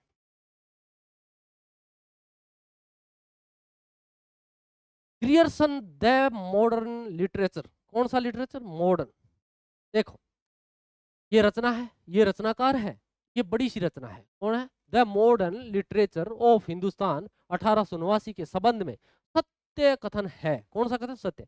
काल विभाजन, लेखकों का कालक्रम, वर्गीकरण, कृतियों का कालखंडों में विभाजन। सर प्रश्न करा रहे हो या ग्रियर्सन को पढ़ा रहे हो? आप जो चाहो समझो। काल विभाजन, लेखकों का कालक्रम, वर्गीकरण, कृतियों का कालखंडों में विभाजन। इनमें 952 कवि, कितने कवि? 952 शामिल किए। प्रत्येक अध्याय में काल विशेष का विवरण भी है। विद्वानों की दृष्टि में ये सच्चे अथवा वास्तविक, ये शब्द बनता है, सच्चे अथवा वास्तविक रूप से हिंदी साहित्य का प्रथम ग्रंथ है ये। उसके बाद है हिंदी साहित्य इतिहास के विभिन्न कालों का नामकरण, काल विभाजन प्रथम जॉर्ज ग्रियर्सन है। ग्रियर्सन ने रीति काल की कविता को, ये देखो, कविता को द ओर्स पोएटिका के अंतर्गत रखा। बिहारी की कविता को इन्होंने क्या कहा? अक्षर कामधेनु का। ये बात बहुत महत्वपूर्ण है। बिहारी की कविता को इन्होंने क्या क्या क्या कहा? अक्षर कामधेनु। और रीतिकाल को क्या कहा? The ores poetica. किसने? ग्रियर्सन भाई साहब ने। किसने? ग्रियर्सन भाई। सारी बातें क्या है, जितनी बड़ी है उतनी ही महत्वपूर्ण है और उतनी ही क्या है, परीक्षा में आने की क्षमता रखती है। कूट के माध्यम से सत्य कथन की पहचान करनी है, तो उपयुक्त तो सभी कथन है वो क्या है? बिल्कुल सही है। क्या है? सही है। Next person, George Ibrahim Grierson ने अपनी पुस्तक को 12 अध्याय में विभाजित किया था। के शब्द में? कौन से 12 अध्याय हैं वो आप एक बार इसको पढ़ो भाई, इसको एक बार पढ़ो आप। तो हमारा जो प्रश्न है, इब्राहिम जॉर्ज इब्राहिम क्या है? ग्रियर्सन ने अपनी पुस्तक को 12 अध्याय में विभाजित किया था। के शब्द में असत्य है, असत्य बताओ। 12 अध्याय कौन कौन से? सीधा पूछ रहा है, 12 अध्याय आपको पता है कि नहीं? प्रथम चारण काल है 700 से 1300 ईस्वी, सही है। द्वितीय 15वीं शताब्दी का धार्मिक पुनर्जागरण है, ये भी सही है। तृतीय जायसी की प्रेम कविता है, ये भी सही है। लेकिन चतुर्थ तुलसीदास नहीं है। तो फिर चौथा है आपके ब्रज ब्रज संप्रदाय, ब्रज का कृष्ण संप्रदाय। क्या? कृष्ण संप्रदाय, ये है चौथा। पांचवा क्या है? मुगल दरबार, मुगल दरबार। ठीक है। छठा क्या है? तुलसीदास, तुलसीदास, ये छठा है, तुलसीदास। सातवां क्या है? रीति का काव्य, रीति काव्य, ये सातवां है। आठवां कौन सा है? आठवां है आपके तुलसीदास के प्रवर्ती कवि ये है 8वां। 9वां कौन सा है? 9वां है आपके रानी विक्टोरिया, जो है विक्टोरिया के शासन काल में जो है हिंदुस्तान, ठीक है, ये 9वां है हिंदुस्तान। और 10वां कौन सा है? 10वां है कंपनी के शासन में हिंदुस्तान। और 11वां कौन सा है? 11वां है 18वीं शताब्दी। और 12वां कौन सा है? विविध। देखो मैंने लिखा है, कितना टाइम लगा लिखने में, इतना टाइम लगा, ठीक है, इसलिए मैं थोड़ा यहाँ टाइम ना आपका वेस्ट हो इसलिए कम रहता हूँ। चौथा है ब्रज का कृष्ण संप्रदाय, मुगल दरबार। छठा तुलसीदास, 7वां रीति काव्य, तुलसीदास के प्रवर्ती कवि। 8वां है विक्टोरिया के शासनकाल में हिंदुस्तान। 9वां है कंपनी के शासन में हिंदुस्तान। 10वां है और 18वीं शताब्दी में 11वां है। और विविध है जो 12वां है, ठीक है। तो हम इसको एक बार हटा देते हैं। ये देखो इसका उत्तर जो है वो आपके 4 नंबर है। क्या है? 4 नंबर है, ठीक है। आगे बढ़ो सर। ये देखो अपने ऐसे ही वहाँ परेशान हो रहे थे, लेकिन यहाँ देखो अच्छी तरीके से आपने मिला लो भाई, कहीं गलत तो नहीं लिख दिया मैंने फ्लो में, तो मिला लेते हैं एक बार। चारणकाल 700 से 1300 ईस्वी। 15वीं शताब्दी में धार्मिक पुनर्जागरण, जायसी की प्रेम कविता। तीसरा, और ये स नहीं है, ये ब्रज है। क्या है? ब्रज। ब्रज का कृष्ण संप्रदाय 1500-1600 ईस्वी में। ये चौथा है। मुगल दरबार 5वां, तुलसीदास 6ठा। रीति काव्य 7वां, तुलसीदास के अन्य प्रवर्ती कवि 8वां। महाकवि नहीं, महारानी विक्टोरिया के शासन में हिंदुस्तान और कंपनी के शासन में जो है वो हिंदुस्तान। और 18वीं शताब्दी में और विविध। ये देखो पूरे अध्याय हो गए ना 12, ठीक है सर। आगे बढ़ो, सही है, कोई दिक्कत नहीं है, चलने दो, आप तो फटाफट चलने दो। आचार्य हजारी प्रसाद द्विवेदी के इतिहास ग्रंथ संबंधित सत्य कथन है। हिंदी साहित्य की भूमिका 1940 में, सही, बिल्कुल 40 में है, भूमिका 40 में है। हिंदी साहित्य का उद्भव और विकास 52 में, बिल्कुल ये भी 52 में है। हिंदी साहित्य का आदिकाल 52 और 53 में, ये भी बात सही है। भारत का लोकनायक वही हो सकता है जो समन्वय, तुलसीदास की समन्वय भावना पर इनका प्रसिद्ध कथन है। ये कथन पूछा जाता है तुलसीदास के बारे में, ऐसा किसने कहा? इन्होंने शुक्ल जी के वीरगाथा काल को आदिकाल कहकर पुकारा है। इन्होंने कहा कि जो आचार्य रामचंद्र शुक्ल का जो वीर काव्य है, इसमें ढोल नगाड़े युद्ध ये सारी चीजें हैं, इनको आदिकाल कहना चाहिए था। क्या कहना चाहिए? इन्होंने आदिकाल को अत्यधिक विरोधों एवं व्याख्यातों का युग भी कहा है। हजारी प्रसाद द्विवेदी ने ऐसा कहा है। ये सारी बातें जो है बिल्कुल क्या है, सही है भाई। उपयुक्त सभी कथन सत्य नहीं है, ऐसा नहीं है। जो है ना उपयुक्त सभी कथन क्या है? सत्य है, ठीक है। ये लाइन होगी। आगे बढ़ते हैं। निम्न कथनों में संगतयुक्त युगम नहीं है। संगत युगम हिंदी वीर काव्य किसका है? टीकम सिंह तोमर का। किसका? वीर कौन है? टीकम सिंह तोमर। जो वीर होते हैं उसके हम क्या करते हैं? टीका करते हैं, तो उसका टीकाकरण किया जाता है। वीर काव्य टीकाकरण टीकम सिंह तोमर। राजस्थानी साहित्य की रूपरेखा मोतीलाल मेनारिया की है। किसकी है? मोतीलाल मेनारिया की है। हिंदी साहित्य का अतीत किसका है? विश्वनाथ प्रसाद मिश्र का है। और कविता कौमुदी किसकी है? ब्रजरतन दास की है। ये नहीं है, ये ब्रजरतन दास की नहीं है। कविता कौमुदी राम नरेश त्रिपाठी की है। किसकी है? राम नरेश त्रिपाठी। कौन से पाठी? त्रिपाठी, राम नरेश त्रिपाठी की है। तो इनका क्या है फिर? ब्रजरतन दास का है हिंदी साहित्य का खड़ी बोली का इतिहास। खड़ी बोली हिंदी इतिहास। खड़ी बोली हिंदी इतिहास, ये है इनका, ठीक है, इतिहास ये है। ये 4 नंबर उत्तर है। आगे बढ़ते, आगे चलो सर। आप तो ये दोनों देख लो, हो ही खड़ी बोली हिंदी साहित्य का इतिहास हो गया। आगे बढ़ते हैं। ये इतिहास के 50 से 55 जो प्रश्न पूछे जाते हैं वो हमारे पूर्ण हुए, ठीक है। तो आप देखो 25 से 30% व्याकरण के पूछे जाते हैं, 50 से 55 इतिहास से पूछे जाते हैं, वो हमने कवर किए। अब जो है 10 से 15% आपके पूछे जाएंगे काव्य शास्त्र से। किससे? काव्य शास्त्र। आओ काव्य शास्त्र करते हैं, फटाफट करते हैं, ज्यादा टाइम नहीं खराब करना। रस शास्त्र का प्रवर्तक आचार्य किसे माना जाता है? रस शास्त्र। रस क्या है? रस देखो, रस व्यक्ति के हृदय में मौजूद होता है। हृदय की व्यक्ति अभिव्यक्ति है, जिसमें जो रस चाहता है वैसा आनंद लेता है। रस का मतलब आनंद है। आचार्य भरतमुनि यही है भाई, आचार्य भरतमुनि ही इनका क्या है? रस शास्त्र के प्रवर्तक है। थोड़ा सा पढ़ लेते हैं इनके बारे में। आचार्य भरतमुनि को रस शास्त्र का प्रवर्तक आचार्य माना जाता है। इनके द्वारा रचित नाट्य शास्त्र रचना में रस का सूत्र निम्न अनुसार दिया गया है। विभाव अनुभाव अव्याभिचारी श्योंगा रस निष्पत्ति, ये जो है इन्होंने सूत्र दिया। इन्होंने सूत्र दिया, ये दिया है, किसका दिया हुआ है? आपके भरतमुनि का ये सूत्र है। भरतमुनि ने जो बड़ा सा सूत्र दिया ना, भरतमुनि ने जो बड़ा सा सूत्र दिया है, भरतमुनि के ग्रंथ नाट्य शास्त्र में कुल कितने अध्याय है? कितने अध्याय? तो इस 37 अध्याय, याद रखने की बात है 37। इसमें जो छठा और सातवां अध्याय है ना आपका, वो रस से संबंधित है। क्या है? रस से। भरत मुनि के ग्रंथ नाट्य शास्त्र में कुल 37 हैं और छठे और सातवें में क्या है? रस का वर्णन है। निम्न कथनों पर विचार करो, विचार कर लेंगे एक बार फिर। क्या है?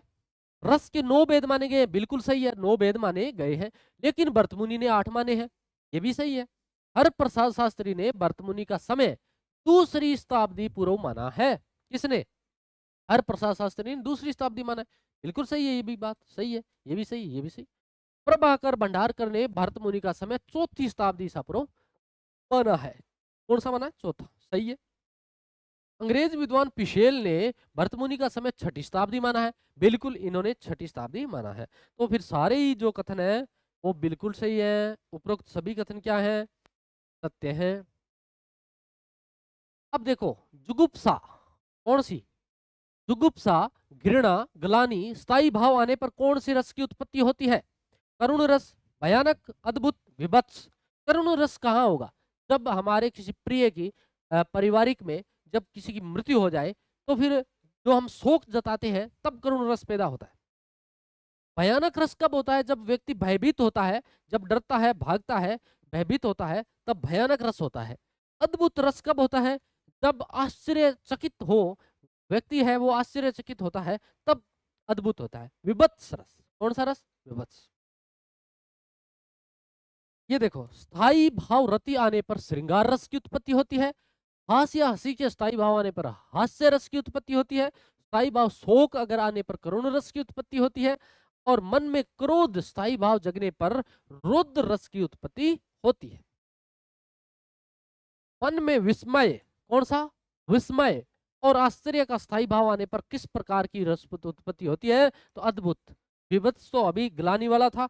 ये वैराग्य जब हो जाता है, वैराग्य जब हो जाता है तब आपको शांत रस ही होगी। और भयानक, जब भय पैदा हो जाए तो भयानक रस पैदा होता है। जोश या उत्साह, जोश या उत्साह स्थायी भाव आने पर वीर रस की प्राप्ति होती है। क्रोध का स्थायी भाव आने पर रौद्र रस की प्राप्ति होती है। और निर्वेद या शम या शांति या वैराग्य स्थायी भाव आने पर शांत रस की उत्पत्ति होती है। वात्सल्य या स्नेह का स्थायी भाव आने पर किस रस की उत्पत्ति होती है? वात्सल्य, स्थायी स्नेह का भाव आ गया तो फिर वत्सल रस। कौन सा रस? वत्सल। रस शब्द का शाब्दिक अर्थ पानी, पानी, पानी। कौन सा?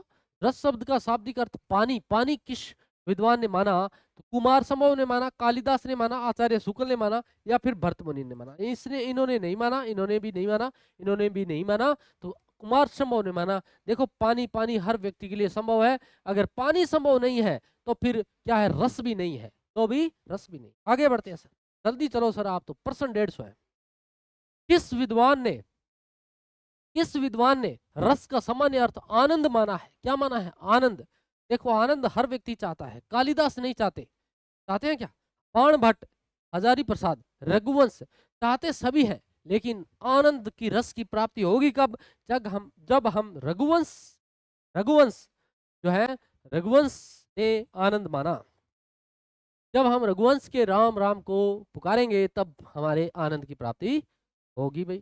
श्रृंगार रस में जब प्रेम पात्र एक दूसरे के जुदा होते हैं तथा उनमें विरह व्याकुलता की व्यंजना हो, तब किस शब्द को काम में लिया जाता है? जब प्रेमी जो है, प्रेमिका एक दूसरे से जुदा होते हैं तो वियोग सताएगा उनको। विप्रलंब भी होगा, वियोग होगा तो विप्रलंब होगा, संयोग नहीं हो सकता। ए और बी दोनों आएंगे। आगे बढ़ते हैं। किस दर्शन में रस का शाब्दिक अर्थ गुण माना है? गुण। बहुत से दर्शन हुए, उन्होंने कहा कि किस दर्शन में रस का अर्थ गुण माना जाए, किसमें माना जाए? मीमांसा दर्शन नहीं, मीमांसा दर्शन में नहीं आएगा। न्याय दर्शन, सांख्य दर्शन, वैशेषिक दर्शन हमने पढ़ा था ना, हमने एक क्लास यूट्यूब पर ली थी रस की, उसमें हमने पढ़ा था कि गुण है ना, वो क्या है, विशेष होने चाहिए। क्या होने चाहिए? विशेष होने चाहिए। तभी तो किसी ने कहा है ना, वो आप पढ़ते रहते हो कि अ, इत्र से कपड़ों को महकाना कोई बड़ी बात नहीं है, मजा तो तब है जब चरित्र से खुशबू आए। ठीक है, तो यानी गुण विशेष होने चाहिए व्यक्ति में। क्या होने चाहिए? गुण विशेष होने चाहिए। ठीक है, ये उत्तर रहेगा। शैव दर्शन, कौन सा दर्शन? शैव दर्शन के प्रवर्तक किसे माना जाता है? अभिनव गुप्त को, शंकु को, भट्टनाट्य को। भरतमुनि का तो हमने देख ही लिया, रस संप्रदाय है। भट्टनायक और शंकु ये नहीं है, अभिनव गुप्त है, वो शैव दर्शन माना जाता है। क्या माना जाता है? शैव दर्शन। संसारी भावों की संख्या 33 मानी गई है। कितनी मानी गई है? 33। निम्न में से किस शब्द का अर्थ सही नहीं है? कौन सा अर्थ सही नहीं है आपको बताना है। उन्माद क्या है? पागलपन, पागलों की सी चेष्टा करना, इच्छा करना, क्या है? उन्माद है। व्रीड़ा, लजा होना, लज्जित होना व्रीड़ा कहलाता है। अभिता देखो, हर्ष, भय आदि उत्पन्न भावों को लजा आदि के कारण छिपाने की जो चेष्टा है, उसको हम अविहित कहते हैं। क्या कहते हैं? अविहित। बहुत महत्वपूर्ण शब्द है अविहित। क्या? हर्ष, भय आदि से उत्पन्न भाव, लजा आदि अगर हम छिपा रहे हैं, अविहित है। विबोध, सो जाना नहीं होता। विबोध का तो अर्थ ज्ञान प्राप्त करना है। ज्ञान प्राप्त करना, ज्ञान प्राप्त करना। ठीक है, ज्ञान प्राप्त करना, ये होता है विबोध। आगे बढ़ो। संसारी भावों की संख्या 33 मानी गई है। कितनी मानी गई? 33 मानी गई है। निम्न में से किस शब्द का अर्थ सही नहीं है? आप बताना है आपको, सही नहीं है। उन्माद, पागलपन, पागलों की सी चेष्टा करना, व्रीड़ा, लजा होना, लज्जित होना, अभिहित। दोबारा कैसे आ गया प्रश्न? दोबारा आ गया, चलो कोई बात नहीं, इसको हटाओ और इसका है ज्ञान प्राप्त करना। क्या? ज्ञान प्राप्त करना। कोई बात नहीं, दोबारा आ गया तो क्या अनर्थ हो गया। आगे देखो। संसारी भावों की संख्या 33 मानी गई। निम्न में से शब्द का अर्थ सही नहीं है। कैसे? दोबारा नहीं है, इसके उत्तर अलग है। सही नहीं है। अस्मार, अपस्मार क्या? मिर्गी के रोग की सी अवस्था होती है, उसको हम अपस्मार कहते हैं। गलानी क्या होता है? गलानी, गलानी, गलानी कैसे? रुका कैसे भी? अच्छा, गलानी शारीरिक आसक्ति है। ठीक है, इसको कहते हैं। वैमनस्य, वैमनस्य नहीं है ये क्या है? दैन्य है, दैन्य। इसको हम ऐसे पढ़े, दैन्य। अपने को ही हीन समझना दैन्य कहलाता है। ठीक है। निर्वेद, संसार की वस्तुओं के प्रति आसक्ति नहीं, नहीं आसक्ति नहीं, विरक्ति। आसक्ति नहीं, विरक्ति। संसार की वस्तुओं के प्रति विरक्ति होगी तब निर्वेद होगा। अपने को हीन समझेंगे, दैन्य है। शारीरिक आसक्ति है, गलानी महसूस होगी। मिर्गी के रोग किसी अवस्था हो जाए तो फिर असमार है, अपसमार है। आगे बढ़ो सर, आप तो आगे चलो। संसारी भाव की संख्या 33 मानी गई। क्या बात है अभी, एक जैसे से प्रश्न कैसे? निम्न में से किस शब्द का अर्थ सही नहीं है? क्या है? सही नहीं है। इसका मतलब संसारी भाव पढ़ाए जा रहे हैं, संसारी भाव में कौन सा नहीं है वो देखा जा रहा है। त्रास, त्रास होता है आकस्मिक कारण से चौंक कर डर जाना, अचानक से ऐसे डर जाना, त्रास। विषाद, काम बिगड़ जाने, उपाय न दिखने आदि से उत्पन्न जो अनुताप होता है वो विषाद है। विषाद में कई लोग जो है आ जाते हैं, काम बिगड़ जाता है, उपाय न दिखे, विषाद में आ जाते। स्मृति, पहले अनुभव हुई चीज वस्तु याद आ जाती है तो स्मृति है। ठीक है, वो स्मृति है। धृति, धरती का गोल होना नहीं है तो क्या है सर? धृति है धैर्य। क्या? धैर्य। धैर्य से बड़ा कोई संपत्ति नहीं, धैर्य से बड़ी कोई संपत्ति नहीं, धैर्य से बड़ा कोई संतुलन नहीं, धैर्य से बड़ा कोई समायोजन नहीं, धैर्य से बड़ी कोई शक्ति नहीं। ठीक है, ये मैं नहीं कहता, बड़े विद्वान है वो कहते हैं। शब्द रस, कौन सा? रस शब्द का विशिष्ट अर्थ मदिरा किस ग्रंथ में माना गया है? मदिरा किसने माना है भाई? रामायण में, महाभारत में, महापुराण में, गीता उपनिषद में, मनुस्मृति में। ठीक है, तो इसका जो मदिरा में से मदिरा मनुस्मृति में आएगा। आगे देखो। यह उनके जीवन का ही नहीं कफन सिद्ध हुई, बल्कि उनके संचित आदर्शों, मूल्यों, आस्था और विश्वासों का भी कफन सिद्ध हुई। प्रेमचंद की कफन कहानी के संबंध में एक कथन, यह कथन किस है? तो रामचंद्र शुक्ल ने ऐसा नहीं कहा, बेनी माधव, महादेवी वर्मा, डॉक्टर बच्चन सिंह, बच्चन सिंह का ये वचन है। वो कहते हैं कि उनके जीवन का ही नहीं, किनके? प्रेमचंद के बारे में बात हो रही है। क्योंकि ये 1936 में लिखी गई अंतिम कहानी थी कफन, और उन्हीं में 1936 में उनकी मृत्यु हो जाती है। मूल्यों के विश्वास कफन सिद्ध हुई। प्रेमचंद की कफन कहानी संबंध में एक कथन बच्चन सिंह का। ठीक है, आगे देखो। मरना ही है, मरना ही तो है, जल्दी मर क्यों नहीं जाती, देखकर क्या करूंगा। कथन किसका है? ठीक है, कफन कहानी हमारे पाठ्यक्रम में दी हुई है, उसे समझे। यीशु का, जमींदार का, ठेकेदार का, इनका क्या लेना देना, ये क्यों कहेंगे? ये कहा था माधव ने। जब यीशु ने उसको कहा कि जो है अंदर से जो है पत्नी तेरी चिल्ला रही है, जा देख कर आ, तब उसने ये कहा कि मरना ही तो है उसको, जल्दी मर क्यों नहीं जाती। क्यों? क्योंकि वो दोनों बैठे आलू का आनंद ले रहे थे ना, कहीं से चुरा कर ले आए थे। दोनों में देखो कितनी दरिद्रता है। इस कहानी के पीछे बहुत कुछ ऐसा प्रतीत होता है, यथार्थवाद पर लिखी हुई है एक ऐसी कहानी जो हमारे अंदर तक के रूह को जगा देती है। और ऐसी जो हृदय विदारक जो है इसका परिदृश्य तैयार किया गया है कि जो है हिंदी के जो आपके सुकवि जो होते हैं उनके हृदय को कम से जरूर ये जो है अंदर से झकझोर देती है। और दोनों जो पिता और पुत्र है, संबंधों को खत्म करने वाली कहानी है। न कोई पिता के बारे में उसको चिंता है भी क्या होगा, पिता खा लेंगे अब मैं चला जाता हूँ, नहीं, न पिता को भी पुत्र को ले लेगा, नहीं। दोनों उस आलुओं के चक्कर में इसको किसी ने नहीं अंदर जाके देखा। तो ये कौन के था? माधव के थे। कफन कहानी में लकड़ियां तोड़कर कौन लाता है? दोनों जो है धर्मी कर्मठ नहीं थे, बिल्कुल काम करते नहीं थे। लकड़ियां तोड़ लेकर ले आते जब उनको पैसे की तंगी थी। लकड़ियां तोड़कर घीसू लेकर आता था और उसको बाजार में कौन बेचाता था? माधव। ठीक है, ये ध्यान रखोगे। बाजार में कौन बेचेगा? माधव। तोड़ के लाएगा घीसू। कफन लाश के साथ जल ही तो जाएगा, कफन लाश के साथ जल ही तो जाता है। कथन किसका है? जब वो मृत्यु हो जाती है तब वो चिंता जताते हैं कि घर में तो कुछ है नहीं, अब क्या करेंगे। और वो घिसू कहता है कि अब कफन की भी आवश्यकता पड़ेगी।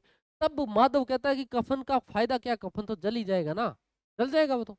माधव कहता है ये बात हरी सेठ नहीं कहेंगे। कफन के नाम पर समाज द्वारा कितने रुपए राशि घिसू और माधव के पास हो गई थी? देखो पहले उसने सेठ ने 2 रुपए दिए थे, उसके बाद धीरे धीरे उसने कहा, माधव ने घिसू का एक तरीका अपनाते हैं, सभी के पास चलते हैं पूरे समाज में, दुहाई देंगे सेठ ने 2 रुपए दिए, 2 रुपए दिए, ऐसे करके और इधर उधर से कर करके उनके पास 5 रुपए इकट्ठे हो गए। कितने रुपए इकट्ठे हो गए? 5 रुपए। कफन कहानी किस पत्रिका में प्रकाशित हुई थी? तो ये चांद पत्रिका में प्रकाशित हुई थी 1936 को, चांद पत्रिका। एक्चुअल प्रश्न था, याद रखने योग्य है। माधव कामचोर इतना था कि आधा घंटा काम करता और 1 घंटे चिलम पीता था। आधा घंटा काम कर लिया, 1 घंटे चिलम पिएगा। कितना? 1 घंटे। 1 घंटे चिलम पिएगा भाई, 1 घंटे। यीशु और माधव किस जाति के हैं? किस जाति के थे? जवाहर राय का ये नहीं है, कटारा, कटारा नहीं है, कटारा नहीं है, चमार था, चमार। कौन? चमार। कटारा का तो नाम ही मत लो। कफन कहानी सामंती व्यवस्था के फलस्वरूप खोखले हुए मानवीय संबंधों और मूल्यहीनता की यथार्थवादी कहानी है। ये कथन है किसका है? ये कथन बताओ। कफन कहानी सामंती व्यवस्था के फलस्वरूप खोखले हुए मानवीय संबंध, देखो मानवीय संबंध कहाँ रह गए? पिता नहीं चाहता कि उसका पुत्र चला जाए, ठीक है, नहीं, पिता नहीं चाहता कि वो चला जाए, उसका पुत्र यहाँ आलू खा ले। पुत्र ये नहीं चाहता कि मैं चला जाऊं, पिता आलू खा ले। नहीं, संबंध खत्म है, न पत्नी से संबंधित है, कुछ नहीं है, बिल्कुल अनुचित, कुछ कह नहीं सकते, ऐसा नहीं। उपयुक्त कथन सत्य है। ये कथन क्या है? सत्य है। आगे देखो। मैं परमात्मा तक मैं परमात्मा तक नहीं पहुंच सकता, मैं उतना विश्वास नहीं कर सकता। मैं उतना विश्वास क्या है? नहीं कर सकता। जब देखता हूं बच्चा बिलख रहा है, रोगी तड़फ रहा है, यहाँ भूख है, क्लेश है, ताप है, संताप है, ये कथन किसका है? ये जब प्रेमचंद जी से पूछा गया था, जिनेंद्र कुमार जी ने, कि जिनेंद्र जी ने पूछा था उनसे, पत्र में जवाब मांगा था, तब उन्होंने कहा कि मैं परमात्मा तक नहीं पहुंच सकता। भाई परमात्मा तक नहीं पहुंच सकता, मैं उतना विश्वास नहीं कर सकता। पर कितना विश्वास करूं मैं? कैसे विश्वास करूं? जब देखता हूं बच्चा बिलख रहा है, संसार में रोगी है, जगह जगह तड़प रहा है, जहां यहाँ देखो वहां देखो, भूख, क्लेश, ताप, संताप, ठीक है, अपने मुंह बाए खड़े हैं। तो यह कथन प्रेमचंद जी ने कहा था। प्रेमचंद की कफन कहानी आधारित है, किस पर आधारित है? यथार्थवाद पर। आदर्शवाद, आदर्शवाद कोई नहीं है, आदर्शवाद में यथार्थवाद, ठीक है। तो ये किस पर है? कल्पना पर है। किस पर है भाई? कल्पना पर है। कल्पना पर है ना, कल्पना पर, एक कल्पना, कल्पनित की गई ये कहानी कल्पना पर है।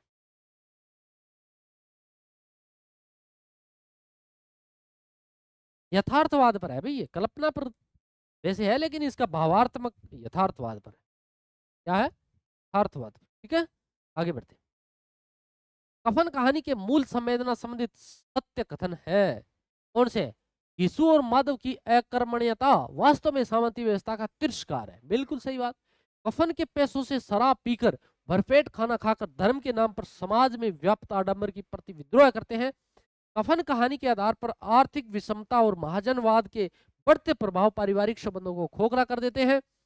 उपनिवेशवाद की छत्र छाया में पल रहे सामंती समाज में कृषक को उसकी मेहनत का कोई सुख नहीं मिल रहा था। उपनिवेशवाद इतना बढ़ गया, सामंती समाज में किसान की हालत बुरी थी, पारिवारिक संबंध बिल्कुल खोखले थे, न कोई पत्नी के बारे में चिंता है, न पति के बारे में है, न पति पत्नी की सोच रहा है, न पिता पुत्र की तरफ देख रहा है, न पुत्र पिता की तरफ सोच रहा है। खोखला पारिवारिक, बिल्कुल समाज व्यापक आडंबर। आडंबर इतने थे कि कफन के नाम पर लोगों ने उनको पैसे दे दिए, लेकिन पहले इलाज के नाम पर किसी ने कोई पैसा नहीं दिया। तो सारी बातें जो है बिल्कुल सही है, सही है भाई, सारी बातें क्या है, सही है।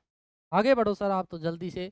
हजारी प्रसाद द्विवेदी ने कफन कहानी पर किसका प्रभाव बताया है? हजारी प्रसाद द्विवेदी जी ने किसका प्रभाव बताया भाई? कफन किसके प्रभाव में आकर प्रेमचंद जी ने लिख दी, इतनी मार्मिक कहानी लिख दी। हर व्यक्ति द्रवित हो जाता है इस कहानी को पढ़कर, जो हृदय की भावनाएं हैं वो बिल्कुल जो है उद्वित हो जाती है, हृदय विदारक हो उठता है। तो उन्होंने कहा भी ये किससे प्रभावित है? हजारी प्रसाद द्विवेदी ने कहा आदर्शवाद इसमें नहीं है, मनोविज्ञान नहीं है, सांख्यवाद नहीं, इसमें है मार्क्सवाद। मार्क्सवाद यानी जो घटना घट रही है वर्तमान में, जो स्थिति चल रही है, जो वास्तविकता है, उससे आधारित है, उससे। आगे बढ़ते हैं सर। भगवान तो अंतर्यामी है, भगवान तो अंतर्यामी हो, भगवान तो अंतर्यामी है, उसे बैकुंठ में ले जाना।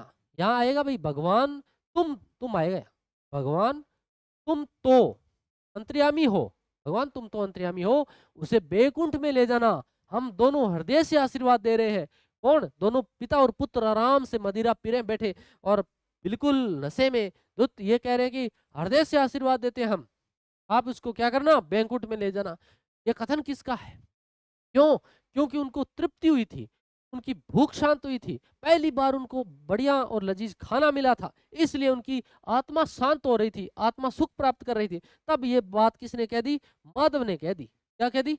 माधव ने कह दी कि हे भगवान आप तो अंतर्यामी हो, उसको बैकुंठ में ले जाना, हम यहाँ नीचे आराम से बैठे मस्ती कर रहे हैं, आप उसको बैकुंठ में ले जाना। क्यों? क्योंकि उसने 5 रुपए जो हमें दिलवा दिए, और 5 रुपए उस समय इतने थे कि उन्होंने भर पेट के भोजन खाया, बचा खुचा था वो भिखारी को दे दिया, बाकी सारा कुछ होता रहा। आगे देखो, बड़ी भाग्यवान थी। क्या थी? बड़ी भाग्यवान थी, जो इतनी जल्दी मोह माया के बंधन से तोड़कर चली गई। यानी अब देखो सफाई कितनी जबरदस्त दे रहे हैं कि बड़ी भाग्यवान थी, मोह माया के बंधन से चली गई। उक्त कथन किसका है? आराम से पहले उसने कह दिया, माधव ने कहा कि भगवान उसको बैकुंठ में जगह दे देना।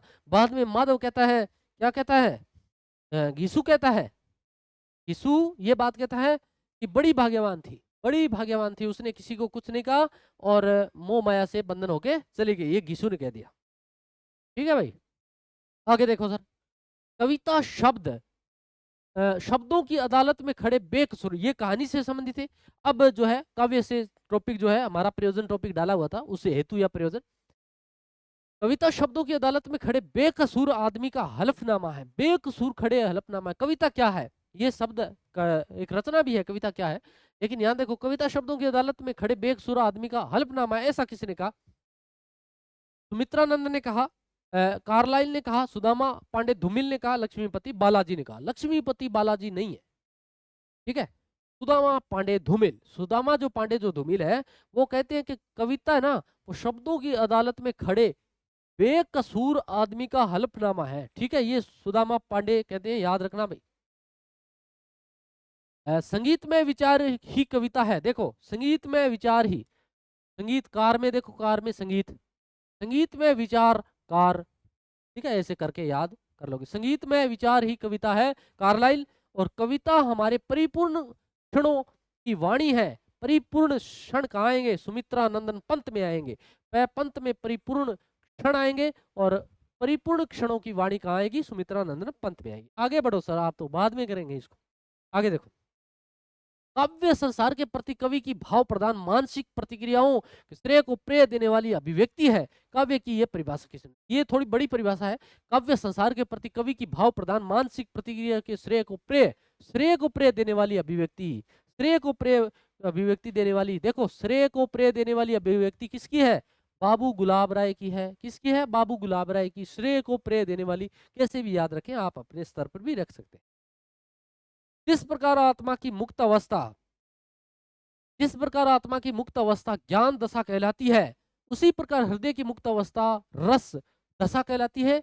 हृदय की इसी मुक्ति साधना के लिए मनुष्य की वाणी जो शब्द विधान करती आई है उसे कविता कहते हैं। आचार्य रामचंद्र शुक्ल की यह परिभाषा बहुत महत्वपूर्ण है।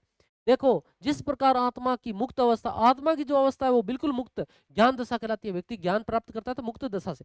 उसी प्रकार हृदय की मुक्त अवस्था रस दशा कहलाती है। और मुक्ति साधना के लिए मनुष्य की जो वाणी विधान करती आई है वो क्या कहलाती है? आपके ये कहलाएगी। ठीक है, आगे बढ़ो सर। आगे देखो, ऐसा शब्दार्थ जो दोष से रहित है, ऐसा कोई शब्दार्थ जो दोष से रहित है, माधुर्य ओज प्रसाद आदि गुणों से युक्त हो, कभी कभी अलंकार रहित भी हो, उसे काव्य कहते हैं। अर्थात तद दोषो शब्दार्थ सगुणा अलंकृति पुनः, ठीक है, पुनः कदापि। काव्य के संबंध में यह परिभाषा किसकी है? ठीक है, तो तद दोषो शब्दार्थ सगुणा अलंकृति पुनः कदापि, ये किसकी है? आचार्य मम्मट की है। किसकी है? आचार्य मम्मट की। आचार्य मम्मट का जो इनका एक रचना है काव्य प्रकाश, ये रचना इनकी आप ध्यान रखोगे। प्राकृत प्रकाश जो रचना है, एक ही से जुड़ी हुई प्राकृत प्रकाश है। प्राकृत प्रकाश जो है वो वरुचि की है, वररुचि की है।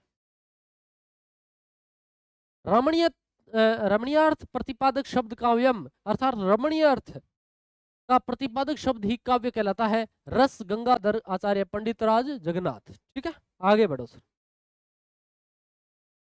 कविता कवि विशेष की भावनाओं का चित्रण है और वह चित्रण इतना ठीक है कि उससे वैसी ही भावनाएं किसी दूसरे के हृदय में आविर्भूत होती है। उक्त परिभाषा के संबंध में किसने दी? तो ये उससे जैसी भावनाएं हैं और भावनाओं का चित्रण है, भावनाओं का चित्रण महादेवी वर्मा करती है। निम्न कथनों पर विचार करें। काव्य हेतु, हेतु शब्द का शाब्दिक अर्थ होता है कारण। काव्य की उत्पत्ति का कारण ही काव्य का हेतु कहलाता है और काव्य कार्य होता है तथा हेतु कारण होता है। काव्य हेतुओं का सर्वप्रथम विवेचन अग्नि पुराण में होता है। ठीक है, ये बात भी बहुत महत्वपूर्ण है। तो इसमें सारे क्या है? कथन, सभी कथन सत्य है। सभी कथन क्या है? सभी कथन सत्य है। काव्य प्रकाश, ये देखो रचना पहले बात भी कर ली। काव्य प्रकाश रचयिता कौन थे? आचार्य मम्मट। आगे बढ़ो सर। आचार्य रामचंद्र शुक्ल किस प्रकार के आचार्य थे? किस प्रकार के थे? अलंकारवादी, भामह है। अलंकारवादी कौन है? भामह है। अग्निवादी, अरे ध्वनिवादी, मिथ्यवादी ये कुछ नहीं, रसवादी है। आचार्य रामचंद्र शुक्ल रसवादी है। भारतीय विद्वानों ने भारतीय काव्य शास्त्र के हेतुओं पर पर्याप्त विचार विश्लेषण करके काव्य के 3 हेतु स्वीकार किए हैं। निम्न में से कौन सा नहीं है? भारतीय जो विद्वान है वो कहते हैं जो आपके काव्य शास्त्र में हेतु जो है वो होती है प्रतिभा जन्मजात हो सकती है। व्युत्पत्ति, व्याकरणिक या साहसिक तत्वों का ज्ञान। अगर किसी व्यक्ति को व्याकरणिक और साहित्यिक तत्वों का ज्ञान है तो वो शब्दों में से शब्दों को तोड़ मरोड़ के व्युत्पत्ति कर देगा। कोई किसी को ऐसी प्रतिभा मिल जाए जन्मजात कि वो सब कुछ याद कर सकता हो, नई रचना कर सकता हो, तो प्रतिभा, व्युत्पत्ति, अभ्यास। कई बार व्यक्ति इन दोनों चीजों से थोड़ा हटके होता है, लेकिन बार बार अभ्यास से, कहते हैं ना बार बार अभ्यास करत हो तो जोड़ मत सुजान, वो वाली कहावत। तो अभ्यास भी बहुत बड़ी चीज है। तीनों है, प्रतिभा है, व्युत्पत्ति है, अभ्यास है। परीक्षा नहीं है, परीक्षा नहीं है। तो इसका उत्तर क्या रहने वाला है? परीक्षा। उत्तर क्या रहने वाला है? परीक्षा। आगे देखो, काव्य अलंकार ग्रंथ किसका है? काव्य अलंकार ग्रंथ किसका है भाई बताओ? काव्य अलंकार ग्रंथ किसका है? वामन का है। आचार्य लक्ष्मणपति बालाजी तो वैसे भी नहीं हो सकते। आचार्य भामह का हो नहीं सकता काव्य अलंकार। आचार्य वामन विश्वनाथ किसका है बताओ? काव्य अलंकार ग्रंथ का है। तो यह आचार्य भामह का। काव्य हेतु का सर्वप्रथम विवेचन अग्नि पुराण में प्राप्त होता है। ये पीछे आया हुआ है एग्जाम में। अग्नि पुराण में 3 काव्य हेतु स्वीकार किए गए हैं, निम्न में से कौन सा नहीं है? अग्नि पुराण में 3 बताए गए हैं। प्रतिभा उन्होंने भी माना है, वेद ज्ञान वो भी मानते हैं, लोक व्यवहार वो भी मानते हैं, लेकिन जगत संसार वो नहीं मानते। वो कहते हैं भी प्रतिभा है, अच्छी बात है, प्रतिभा होनी चाहिए, वेद ज्ञान, वेदों का ज्ञान बहुत जरूरी है, लोक व्यवहार, और लोक व्यवहार अगर व्यक्ति में है तो वो बिल्कुल क्या कर सकता है? काव्य प्रयोजन कर सकता है, हेतु कर सकता है। जगत संसार मैंने अपनी तरफ से लिख दिया, कुछ नहीं है। ये इसका चौथा ऑप्शन। रस गंगाधर, रस गंगाधर रचना किसकी है? महत्वपूर्ण रचना है, किसकी है? आचार्य वामन, काव्य प्रकाश है इनका तो, अभी पढ़ा हमने काव्य प्रकाश, ये है इनका तो। आचार्य पंडित राज जगन्नाथ, ये रस गंगाधर। आचार्य दंडी, इनका तो जो है ना आपके जो है काव्य आनंद, काव्य आनंद, ठीक है, ये रचना। तो ये है आचार्य पंडित राज, ठीक है, आगे बढ़ते हैं। काव्य दर्श, काव्य अलंकार आचार्य वामन का है, और काव्य दर्श आचार्य दंडी का, साहित्य दर्पण विश्वनाथ का। आगे बढ़ो सर। काव्य मीमांसा रचना किसकी है? किसकी है भाई? काव्य मीमांसा। देखो, काव्य मीमांसा से संबंधित एक रचना है काव्य मीमांसा। एक अगर पूछ ले रस मीमांसा, कौन सी रचना? रस मीमांसा। एक है काव्य मीमांसा, दोनों अलग अलग है ना, काव्य मीमांसा और रस मीमांसा। रस मीमांसा तो है आचार्य रामचंद्र की, क्योंकि वो रसवादी है ना, रसवादी है। ये तो है शुक्ल की, ये तो शुक्ल की है। काव्य जो मीमांसा है वो आचार्य राजशेखर की। किसकी है? राजशेखर। आगे देखो, निम्न कथनों पर विचार करें। क्या करें? काव्य प्रयोजन में प्रयोजन शब्द का शाब्दिक अर्थ होता है उद्देश्य। क्या होता है? उद्देश्य। सही है। कोई भी कार्य किसी न किसी प्रयोजन या उद्देश्य से किया जाता है, बिल्कुल सही है। आचार्य भरत मुनि ने एक नाटक नाट्य काव्य शास्त्र लेखन के 6 प्रयोजन माने हैं, बिल्कुल सही है। प्लेटो के अनुसार काव्य का प्रयोजन लोक मंगल है, ठीक है, प्लेटो के अनुसार लोक मंगल है, ये भी बात सही है। प्लेटो के अनुसार लोक मंगल, भरतमुनि के अनुसार नाट्य काव्य, और किसी न किसी का कोई न कोई उद्देश्य होता है। सारी बातें क्या है? बिल्कुल एकदम सही है। तो कोई भी कथन है ना असत्य नहीं है। काव्य के प्रयोजन के संबंध में कौन सा कथन असत्य है? काव्य कला के लिए होता है, बिल्कुल सही है। काव्य जीवन के लिए होता है, बिल्कुल सही है। काव्य जीवन से पलायन के लिए भी होता है, बिल्कुल। काव्य रहस्यपूर्ण ज्ञान की प्राप्ति के लिए होता है, बिल्कुल। काव्य सृजनात्मक आवश्यकता की पूर्ति के लिए होता है। सारी बातें देखो, कला के लिए किया जाएगा, जीवन के लिए किया जाएगा। जीवन से पलायन, जब व्यक्ति निर्वेद धारण कर ले, दुखी हो जाए, विषाद में आ जाए, तब फिर उस काव्य की रचना करता है। काव्य रहस्यपूर्ण ज्ञान की प्राप्ति है, बिल्कुल। काव्य सृजनात्मक है, ये सारी क्या है? सही है। उपयुक्त कोई भी कथन जो है असत्य नहीं है। उपयुक्त कोई भी कथन क्या है? असत्य नहीं है। आचार्य मम्मट ने काव्य का कौन सा प्रयोजन नहीं बताया? मम्मट ने कौन सा नहीं बताया? यश प्राप्ति बताया भाई इन्होंने, मम्मट ने यश प्राप्ति बताया है, अर्थ प्राप्ति भी मम्मट ने बताया है, इसके अलावा लोक व्यवहार का ज्ञान भी बताया है, जगत संसार का परलोक ये है, ये इन्होंने नहीं बताया। ठीक है, आगे बढ़ते हैं। आचार्य मम्मट के 6 काव्य प्रयोजन देखो, कौन कौन से 6 प्रयोजन? यश प्राप्ति पहला, अर्थ प्राप्ति दूसरा, लोक व्यवहार का ज्ञान तीसरा, अनिष्ट का निवारण या लोक मंगल चौथा, आत्मा शांति या आनंद उपलब्धि पांचवा, और कांता समित उपदेश ये छठा। ये 6 आपको ध्यान में रखने आचार्य मम्मट के। ठीक है, काव्य प्रकाश इनका रचना है। इनकी रचना कौन सी है? काव्य प्रकाश, ये इनकी रचना है। और उस काव्य प्रकाश में इन्होंने ये 6 प्रकार बताए हैं। क्या प्रकार बताए हैं? ये 6 प्रकार: यश प्राप्ति, अर्थ प्राप्ति, लोक व्यवहार, अनिष्ट निवारण और आत्म संबंधी सारी बातें। आगे देखो, ये देखो भाई, ये अपने 130% जो है हिंदी से वो अपने कंप्लीट होते हैं। अब 30% जो साइको के हैं उसका द्वंद बना हुआ है कि सर इसमें आएगा या उसमें आएगा। एक बार हम इसमें भी कर रहे हैं और फर्स्ट पेपर में भी कर रहे हैं, एक बार हम पुराने शेड्यूल से चल रहे हैं, तो यहाँ 30% करेंगे। शिक्षा मनोविज्ञान के संबंध में, प्रकृति के संबंध में असत्य कथन है। शिक्षा मनोविज्ञान सदैव सत्य की खोज करता है, अर्थात सीखने वाले व्यवहार का उसके शैक्षिक वातावरण के संबंध में अध्ययन किया जाता है। यह एक व्यवहारिक विधायक विज्ञान है। शिक्षा मनोविज्ञान के सिद्धांत सार्वभौमिक होते हैं। शिक्षा मनोविज्ञान के सभी सिद्धांतों का पुष्टिकरण नहीं किया जा सकता। असत्य बताना है ना, असत्य बताना है। देखो शिक्षा मनोविज्ञान का सभी सिद्धांतों का पुष्टिकरण नहीं, क्यों नहीं किया जा सकता भाई? पुष्टिकरण किया जा सकता है, सभी का पुष्टिकरण किया जा सकता है, इसलिए हमारा उत्तर 4 नंबर होगा। 4 नंबर असत्य है, 4 नंबर है ना, असत्य। शिक्षा मनोविज्ञान सिद्धांत सार्वभौमिक है, ये सही है। ये एक व्यवहारिक विधायक विज्ञान है, ये भी सही है, बाकी बातें सही है, ये गलत है। आगे चलो सर, जल्दी करो, ये थोड़ा सा आगे देखो। शिक्षा मनोविज्ञान मनोविज्ञान के सिद्धांतों व परिणामों का शिक्षा के क्षेत्र में अनुप्रयोग है। परिभाषा बहुत जबरदस्त है, हर बार पूछी जाती है। शिक्षा के क्षेत्र में अनुप्रयोग आ जाए ना, शिक्षा के क्षेत्र में अनुप्रयोग, अनुप्रयोग कौन करेगा? अनुप्रयोग करेगा कोलसेनिक। कौन करेगा? कोलसेनिक। ठीक है सर, आगे चलो, कोलसेनिक। निम्न में से कौन सी शिक्षण विधि विशेषता या प्रकृति नहीं है? शिक्षण एक अंतःक्रिया है, बिल्कुल सही है। शिक्षण एक सह उद्देश्य प्रक्रिया है, ये भी सही है। शिक्षण कला विज्ञान दोनों है, सही है। शिक्षण एक तार्किक क्रिया है, बिल्कुल सही है। शिक्षण का मापन नहीं किया जा सकता, क्यों नहीं किया जा सकता भाई? मापन किया जा सकता है, मापन किया जा सकता है, मापन किया जा सकता है। तो इसमें क्या आएगा? इसमें ये जो है, ये लाइन क्या है? गलत है, ये लाइन गलत है, इसलिए इसका ऑप्शन देखते हैं। इसमें देखो केवल कथन 5, जो कथन 5 है ये जो है असत्य है, असत्य की पहचान करनी है। शिक्षा मनोविज्ञान के संबंध के सिद्धांत के संबंध में सत्य कथन है। उद्देश्य निर्धारण का सिद्धांत बिल्कुल सही है। नियोजन का सिद्धांत बिल्कुल सही है। अभिप्रेरणा का सिद्धांत, अभिप्रेरित हुए बिना कोई काम नहीं हो सकता। क्रियाशीलता रखनी पड़ेगी कोई किसी भी काम को करने के लिए। कर्मबद्धता जरूरी है, कर्मबद्धता भी जरूरी है, क्रियाशीलता जरूरी है, नियोजन जरूरी है, उद्देश्य होना जरूरी, सारी बातें जरूरी है, तो सभी कथन सत्य हैं। साइकोलॉजी शब्द की उत्पत्ति किस भाषा से हुई है? किस भाषा से हुई है? साइकोलॉजी शब्द की उत्पत्ति किस भाषा से हुई है? लगभग जो साइकोलॉजी के अंदर है वो हम ज्यादातर पढ़ते हैं लेटिन भाषा से है। वो ज्यादातर क्या है? लेटिन भाषा से।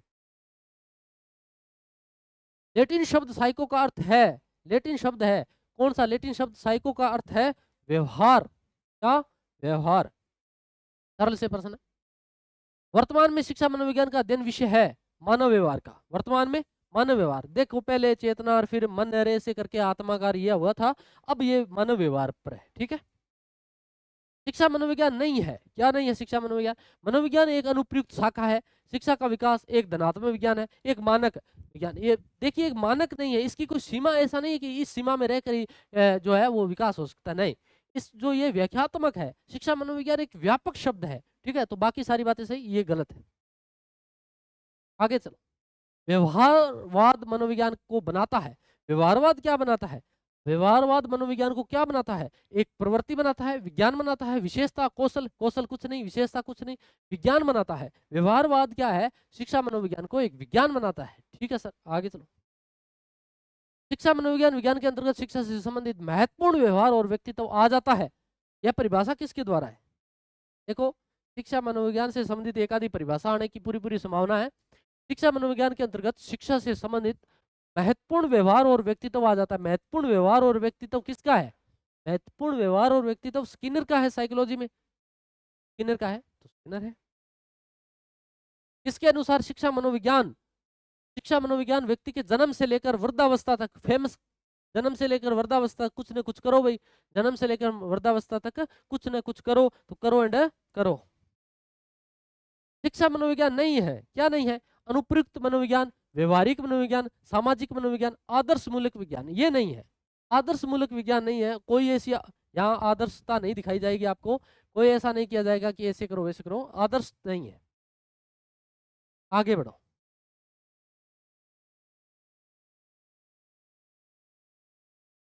शिक्षा मनोविज्ञान का विषय वस्तु की व्याख्या के लिए उपयुक्त शब्द है। विषय वस्तु की व्याख्या के लिए शिक्षा मनोविज्ञान की जो विषय वस्तु है उसको हम क्या कह सकते हैं? निश्चयात्मकता, संभावनापूर्णता, पूर्णनीयता, विकासशीलता। उसके लिए विकास, क्योंकि विकसित होता है ना, विकास बढ़ता है तो विकास चलता है, तो ये ठीक है। तो अब ये देखो यहां से, ठीक है, अब देखो आगे ये प्रश्न देखो। शिक्षा मनोविज्ञान शिक्षक को मदद करता है, कैसे मदद करेगा? शिक्षक की कैसे मदद कर सकता है बताओ आप? बाल विकास का ज्ञान प्राप्त करने में, हाँ बिल्कुल सही है। बाल स्वभाव तथा व्यवहार जानने में, सही है। बच्चों को चरित्र निर्माण में, सही है। सारी बातें क्या है? सही है। सरल से प्रश्न दे।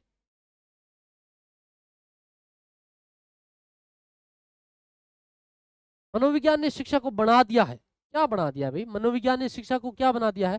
पाठ्यचर्या केंद्रित, बाल केंद्रित, विषय केंद्रित, बाल केंद्रित बना दिया भाई। पहले ये तो था ही, बाकी तो आगे बढ़ो सर। सरल से प्रश्न, ये इसकी व्याख्या देखो, ये पढ़ लेना आप, सरल है वैसे।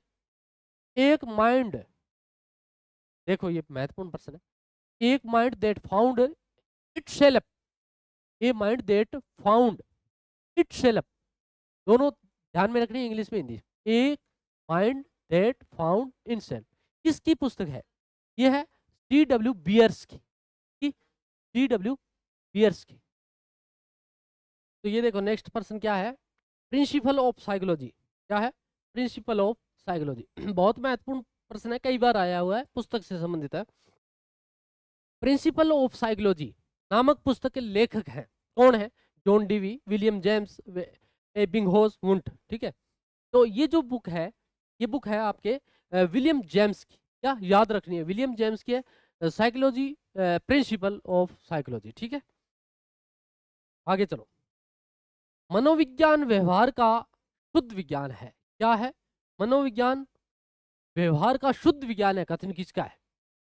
कौन कहता है ये कि मनोविज्ञान व्यवहार का शुद्ध विज्ञान है? क्या है? शुद्ध विज्ञान है। वुडवर्थ, ट्रेवर, वॉटसन या फिर स्किनर? तो जो वॉटसन है वो ये मानते हैं कि जो साइकोलॉजी है वो बिल्कुल व्यवहार का शुद्ध विज्ञान है। शिक्षा मनोविज्ञान संबंधित है, किससे संबंधित है? अधिगमकर्ता से संबंधित है, अधिगम परिस्थिति से है, या अधिगम प्रक्रिया से? देखो इसमें सारी चीजें आएगी, सीखने वाला भी आएगा, अधिगमकर्ता भी आएगा, अधिगम परिस्थिति जिस क्राइटेरिया में, जिस परिस्थिति में सीख रहा है वो आएगा, और किस प्रक्रिया से सीख रहा है वो भी आएगा, यानी सारे आएंगे। आगे बढ़ो सर। जॉन डीवी ने कहा, क्या कहा जॉन डीवी ने? क्या कहा? विद्यालय एक विशिष्ट वातावरण है, विद्यालय एक साधारण वातावरण है, विद्यालय एक तकनीक वातावरण है, विद्यालय एक अनौपचारिक वातावरण है। क्या कहा जॉन डीवी ने? क्या कहा बताओ भैया, आपने क्या कहा? ठीक है, तो जॉन डीवी का जो विद्यालय है वो एक विशिष्ट वातावरण है। क्या है? आपके विशिष्ट वातावरण। आगे बढ़ो सर। निम्न में से शैक्षिक मनोविज्ञान का क्षेत्र नहीं है, इसका क्षेत्र नहीं है, शिक्षा मनोविज्ञान का क्षेत्र नहीं है। कौन सा? सीखने की प्रक्रिया, मापन तथा मूल्यांकन, ये भी तो है, मापन मूल्यांकन करते हैं ना शिक्षा मनोविज्ञान। सीखने की प्रक्रिया, मनोविज्ञान का नाम ही सीखना है, अधिगम का अर्थ ही सीखना है, तो अधिगम तो सबसे पहले सीखते हम। पाठ्यक्रम निर्माण, पाठ्यक्रम निर्माण किया जाता है, ये बात सही है। खेलों का प्रशिक्षण इसमें नहीं है, खेलों का प्रशिक्षण इसमें नहीं है। आगे बढ़ो। व्यवहारवादी के अनुसार सीखना परिवर्तन का प्रत्युत्तर है। सीखना परिवर्तन का क्या है? प्रत्युत्तर है। व्यवहार के रूप में, प्रकृति के रूप में, स्तर में, लक्ष्य में। बताओ। सीखना परिवर्तन का प्रत्युत्तर है व्यवहार के रूप में। प्रत्युत्तर क्या है? सीखना परिवर्तन होगा, और प्रत्युत्तर क्या आएगा? व्यवहार के रूप में।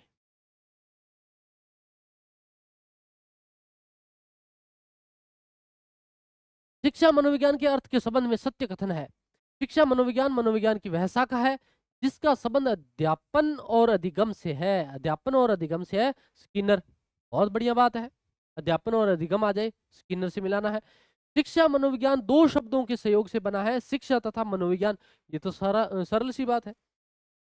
शिक्षा का संबंध मानव व्यवहार के परिमार्जन से होता है। परिमार्जन का अर्थ होता है शुद्धिकरण, या शुद्धिकरण। शुद्धिकरण, परिमार्जन का अर्थ क्या है? शुद्धिकरण। जबकि मनोविज्ञान का संबंध व्यवहार के अध्ययन से होता है। शिक्षा मनोविज्ञान शैक्षणिक परिस्थितियों में मानव व्यवहार का अध्ययन करता है। ये भी बात बिल्कुल सही है, सारी बातें क्या है इसमें सही है। कूट से पहचान करनी है तो करेंगे भी, कोई भी कथन है ना, सभी कथन है वो क्या है? सत्य है। शिक्षा मनोविज्ञान मनोवैज्ञानिक के सिद्धांतों व परिणामों का शिक्षा के क्षेत्र में अनुप्रयोग है। फिर आ गया ना, ये देखो फिर आ गया, देखो शिक्षा मनोविज्ञान मनोविज्ञान के सिद्धांतों का जो है वो अनुप्रयोग है। अनुप्रयोग किस में होगा? कोल सैनिक में होगा। ठीक है, दोबारा आ गया सर, फिर क्या हुआ? दोबारा आ गया तो क्या है, अच्छी तरीके से याद कर लेंगे। आगे बढ़ो। शिक्षा मनोविज्ञान व्यक्ति के जन्म से लेकर वृद्धावस्था सीखने का अनुभव, और ये दोनों जो जन्म से वृद्धावस्था की बात करो एंड करो की है। शिक्षा मनोविज्ञान शैक्षिक विकास का क्रमबद्ध अध्ययन। क्रमबद्ध शब्द देखो इसका है स्टीफन महोदय का है, स्टीफन महोदय का है। शिक्षा मनोविज्ञान मानवीय व्यवहार का शैक्षिक परिस्थितियों में अध्ययन करता है। किस परिस्थिति में अध्ययन करता है? शैक्षिक परिस्थिति। शैक्षिक परिस्थिति में अध्ययन करेगा। स्किनर महोदय आएंगे। कौन आएंगे? स्किनर महोदय। बालक के लिए शिक्षा मनोविज्ञान का महत्व के संबंध में सत्य कथन है। वंशानुक्रम वातावरण का ज्ञान होता है, मानसिक क्रियाओं का ज्ञान होता है, योग्यताओं क्षमताओं का ज्ञान, मूल प्रवृत्ति रुचियों का ज्ञान, आत्म मूल्यांकन एवं मापन की विधियों का ज्ञान, व्यक्तिगत भिन्नताओं का ज्ञान, सभी इन चीजों का ज्ञान प्राप्त होता है। वंश बच्चे के बालक को जब शिक्षित किया जाता है तो वंशानुगुण वातावरण आएगी, मानसिक क्रियाओं का भी हमें ज्ञान हो जाता है, योग्यता क्षमता कितनी रखता है वो भी पता है, मूल प्रवृत्तियां रुचि कैसी है वो भी पता चल जाती है, आत्म मूल्यांकन और मापन का विधियों का ज्ञान भी हम कर लेते हैं, और व्यक्तिगत भिन्नता कैसा है वो उसका व्यक्तित्व भी हमें आ जाता है। सारे सारे शिक्षा प्रणाली में शिक्षक को बालो उद्यान का कुशल माली किसने कहा? बालो उद्यान का कुशल माली किसने कहा? फ्रोबेल महोदय ने। किसने? फ्रोबेल महोदय। सरल सी बात थी। आधारशिला शब्द है, आधारशिला ध्यान रखना। आधारशिला शिक्षा मनोविज्ञान की आधारशिला ही कौन है? स्किनर है। प्रथम मनोविज्ञान प्रयोगशाला कहां स्थापित की गई? लिप्सिंग में। सरल सा प्रश्न। एक अच्छी शिक्षण विधि है जो विद्यार्थियों को खुश करे? नहीं। विद्यार्थियों को खुश कैसे? विद्यार्थी तो गाने से मनोरंजन टाइप से आजकल जैसा होता है, बच्चे खुश हो जाते हैं। सरल सरल प्रश्न ले आओ, दो चार बीच में शायरी सुना दो, एक दो अन्य कोई बात के तो बच्चे खुश हो जाएंगे। नहीं, ऐसा कुछ नहीं। जो विद्यार्थियों को समस्याओं का हल करे, समस्याएं हल करना अलग बात है, शिक्षण विधि नहीं है वो। शिक्षण विधि जो विश्व सामग्री की विवेचना करे, विश्व नहीं है, विषय विषय विषय सामग्री विवेचना करे, जो विषय वस्तु स्पष्ट करे, विषय वस्तु स्पष्ट करे, पाठ्यक्रम स्पष्ट करे, कंटेंट पर चले और पाठ्यक्रम के अनुरूप है जो प्रश्न लेके आए, अध्ययन करवाए। 4 नंबर होगा। एक बालक अधिक से अधिक सीखता है यदि उसे पाठ्य पुस्तक की मदद से पढ़ाया जाए, कंप्यूटर की मदद से पढ़ाया जाए, निगमन विधि से पढ़ाया जाए, प्रकरण क्रिया विधि से पढ़ाया जाए। जिस प्रकरण को पढ़ना चाहता है उस प्रकरण की कौन सी विधि है, उस विधि से उसको पढ़ाओ। समझ में आएगा? शिक्षण का मुख्य उद्देश्य क्या है? केवल तर्क शक्ति का विकास नहीं, केवल नहीं, केवल चिंतन शक्ति नहीं, केवल मनोरंजन शिक्षण का विकास नहीं, ऐसा भी नहीं। तर्क शक्ति और चिंतन शक्ति का दोनों का विकास होगा, दोनों का। अनेकार्थी शब्द अक्ष शब्द का अर्थ नहीं है, ये ठीक है, 1% फिर आ गया रहे। अनेकार्थी अक्ष, अक्ष का अर्थ है धुरी, हमने पढ़ा ना धुरी। अक्ष कहते हैं आंख को, अक्ष अक्ष कहते हैं सर्प को, अक्ष कहते हैं कील को, अक्ष कहते हैं पहिया को, अक्ष कहते हैं सूर्य को, अक्ष कहते हैं सांप को। ठीक है, ये सारे अक्ष कहते हैं। चौसर का जो पासा होता है ना, चौसर का पासा, उसको भी अक्ष कहा जाता है। ठीक है, तो ज्ञान को भी कहते हैं, मंडल को भी कहते हैं, ये भी ध्यान में रखना। आंख सर्प ज्ञान मंडल पहिया, आत्मा को भी कहते हैं अक्ष। रथ भी अक्ष है, क्या है? रथ भी अक्ष है, आत्मा भी अक्ष है, आत्मा भी अक्ष है। सारे पहिया तो है लेकिन आकाश और दूध ये नहीं है। इसका जो उत्तर है वो डी होगा। अनेकार्थी अज का अर्थ नहीं है। अज ये जो प्रश्न आ भी चुका है, इसमें पहले हमने बात भी की कि अज में हमें क्या दिया होता है, हमें याद रहता है कि अज एक तो है दशरथ के पिता, दशरथ के पिता इनको कहते हैं। एक है जो नहीं जन्मा, जो नहीं जन्मा हो, जो जन्मा नहीं हो, ऐसे लिखें ठीक रहेगा। जो जो क्या है? जन्मा नहीं हो, जो जन्मा नहीं हो। ठीक है, वो एक अज कहते हैं आप जो बकरा शब्द है इसके लिए आता है। एक अब जो नया शब्द आ गया है मेंढा, भी इसको कहते हैं, पिछले एग्जाम में 2022 के ग्रेड सेकंड में पूछा था। तो शिव है, विष्णु, ये तीनों है, ये नहीं है। निम्न में से विग्रह शब्द का अर्थ नहीं है, ये प्रश्न आ चुका है अभी। विग्रह शब्द का अर्थ क्या है? लड़ाई भी होता है, विस्तार भी होता है, शरीर भी है, देवता की मूर्ति भी है, विचार और लक्ष्मी ये नहीं है। तो ये हमारे प्रश्न थे 150 प्रश्न जो हमने हिंदी सब्जेक्ट्स के विषय के किए, विषय से संबंधित जो हमारा सेकंड पेपर था उससे संबंधित हमने किए। तो दोस्तों प्रश्न हमने थोड़ा सा जल्दबाजी जरूर की है प्रश्नों में, पर करें क्या, 150 प्रश्न है, हमें इसी अभ्यास करेंगे, धीरे धीरे धीरे धीरे जो है 150 प्रश्न की अभ्यास आदत पड़ जाएगी। परीक्षा हॉल में हम बिल्कुल भी चिंतित नहीं होंगे, बिल्कुल भी घबराएंगे नहीं। हमारे सामने 150 प्रश्न होंगे, खटाखट हम उत्तर करेंगे और आराम से 120 प्लस करके हमारा सिलेक्शन है वो सुनिश्चित कर लेंगे। कोई इसमें वो वाली बात नहीं। इस टेस्ट सीरीज में देखो आप, हम जो सेकंड पेपर के टेस्ट सीरीज के बारे में है ना, थोड़ा सा हम बात कर लेते हैं, क्योंकि क्लास पूरी हो चुकी है, जो ज़्यादा व्यस्त है वो जा सकते हैं। अब इसमें क्या है, देखो हमने क्या किया है, पूरा जो पाठ्यक्रम है ना, पूरा जो पाठ्यक्रम है उसको हमने 6 भागों में बांट दिया। पहले भाग का हमने टेस्ट भी ले लिया 5 तारीख को, दूसरे भाग का टेस्ट आने वाला 20 तारीख को, फिर अगले महीने की 5 तारीख को, यानी एक भाग के लिए 15 दिन दिए जाते हैं। बहुत होते हैं भाई साहब 15 दिन, आप तैयारी करो, 15 दिन में पाठ्यक्रम को आराम से निकालो, 15वें दिन टेस्ट दे देते। बड़ा टेस्ट होने वाला है, कोई ऐसी वैसी बात है नहीं, छोटे प्रश्न, थोड़ा सा थोड़े पॉइंट होते हैं, फिर छोटे छोटे अनावश्यक प्रश्न बनाने पड़ते हैं। इससे अच्छा है कंटेंट युक्त तैयारी करें, विस्तारित तैयारी करें, बढ़िया। तो हर महीने 2 टेस्ट होने वाले हैं, 5 तारीख 20 तारीख, ठीक है। इस 5 तारीख हो गया, आने वाली 20 को फिर होगा, फिर उसका सोल्यूशन भी करेंगे।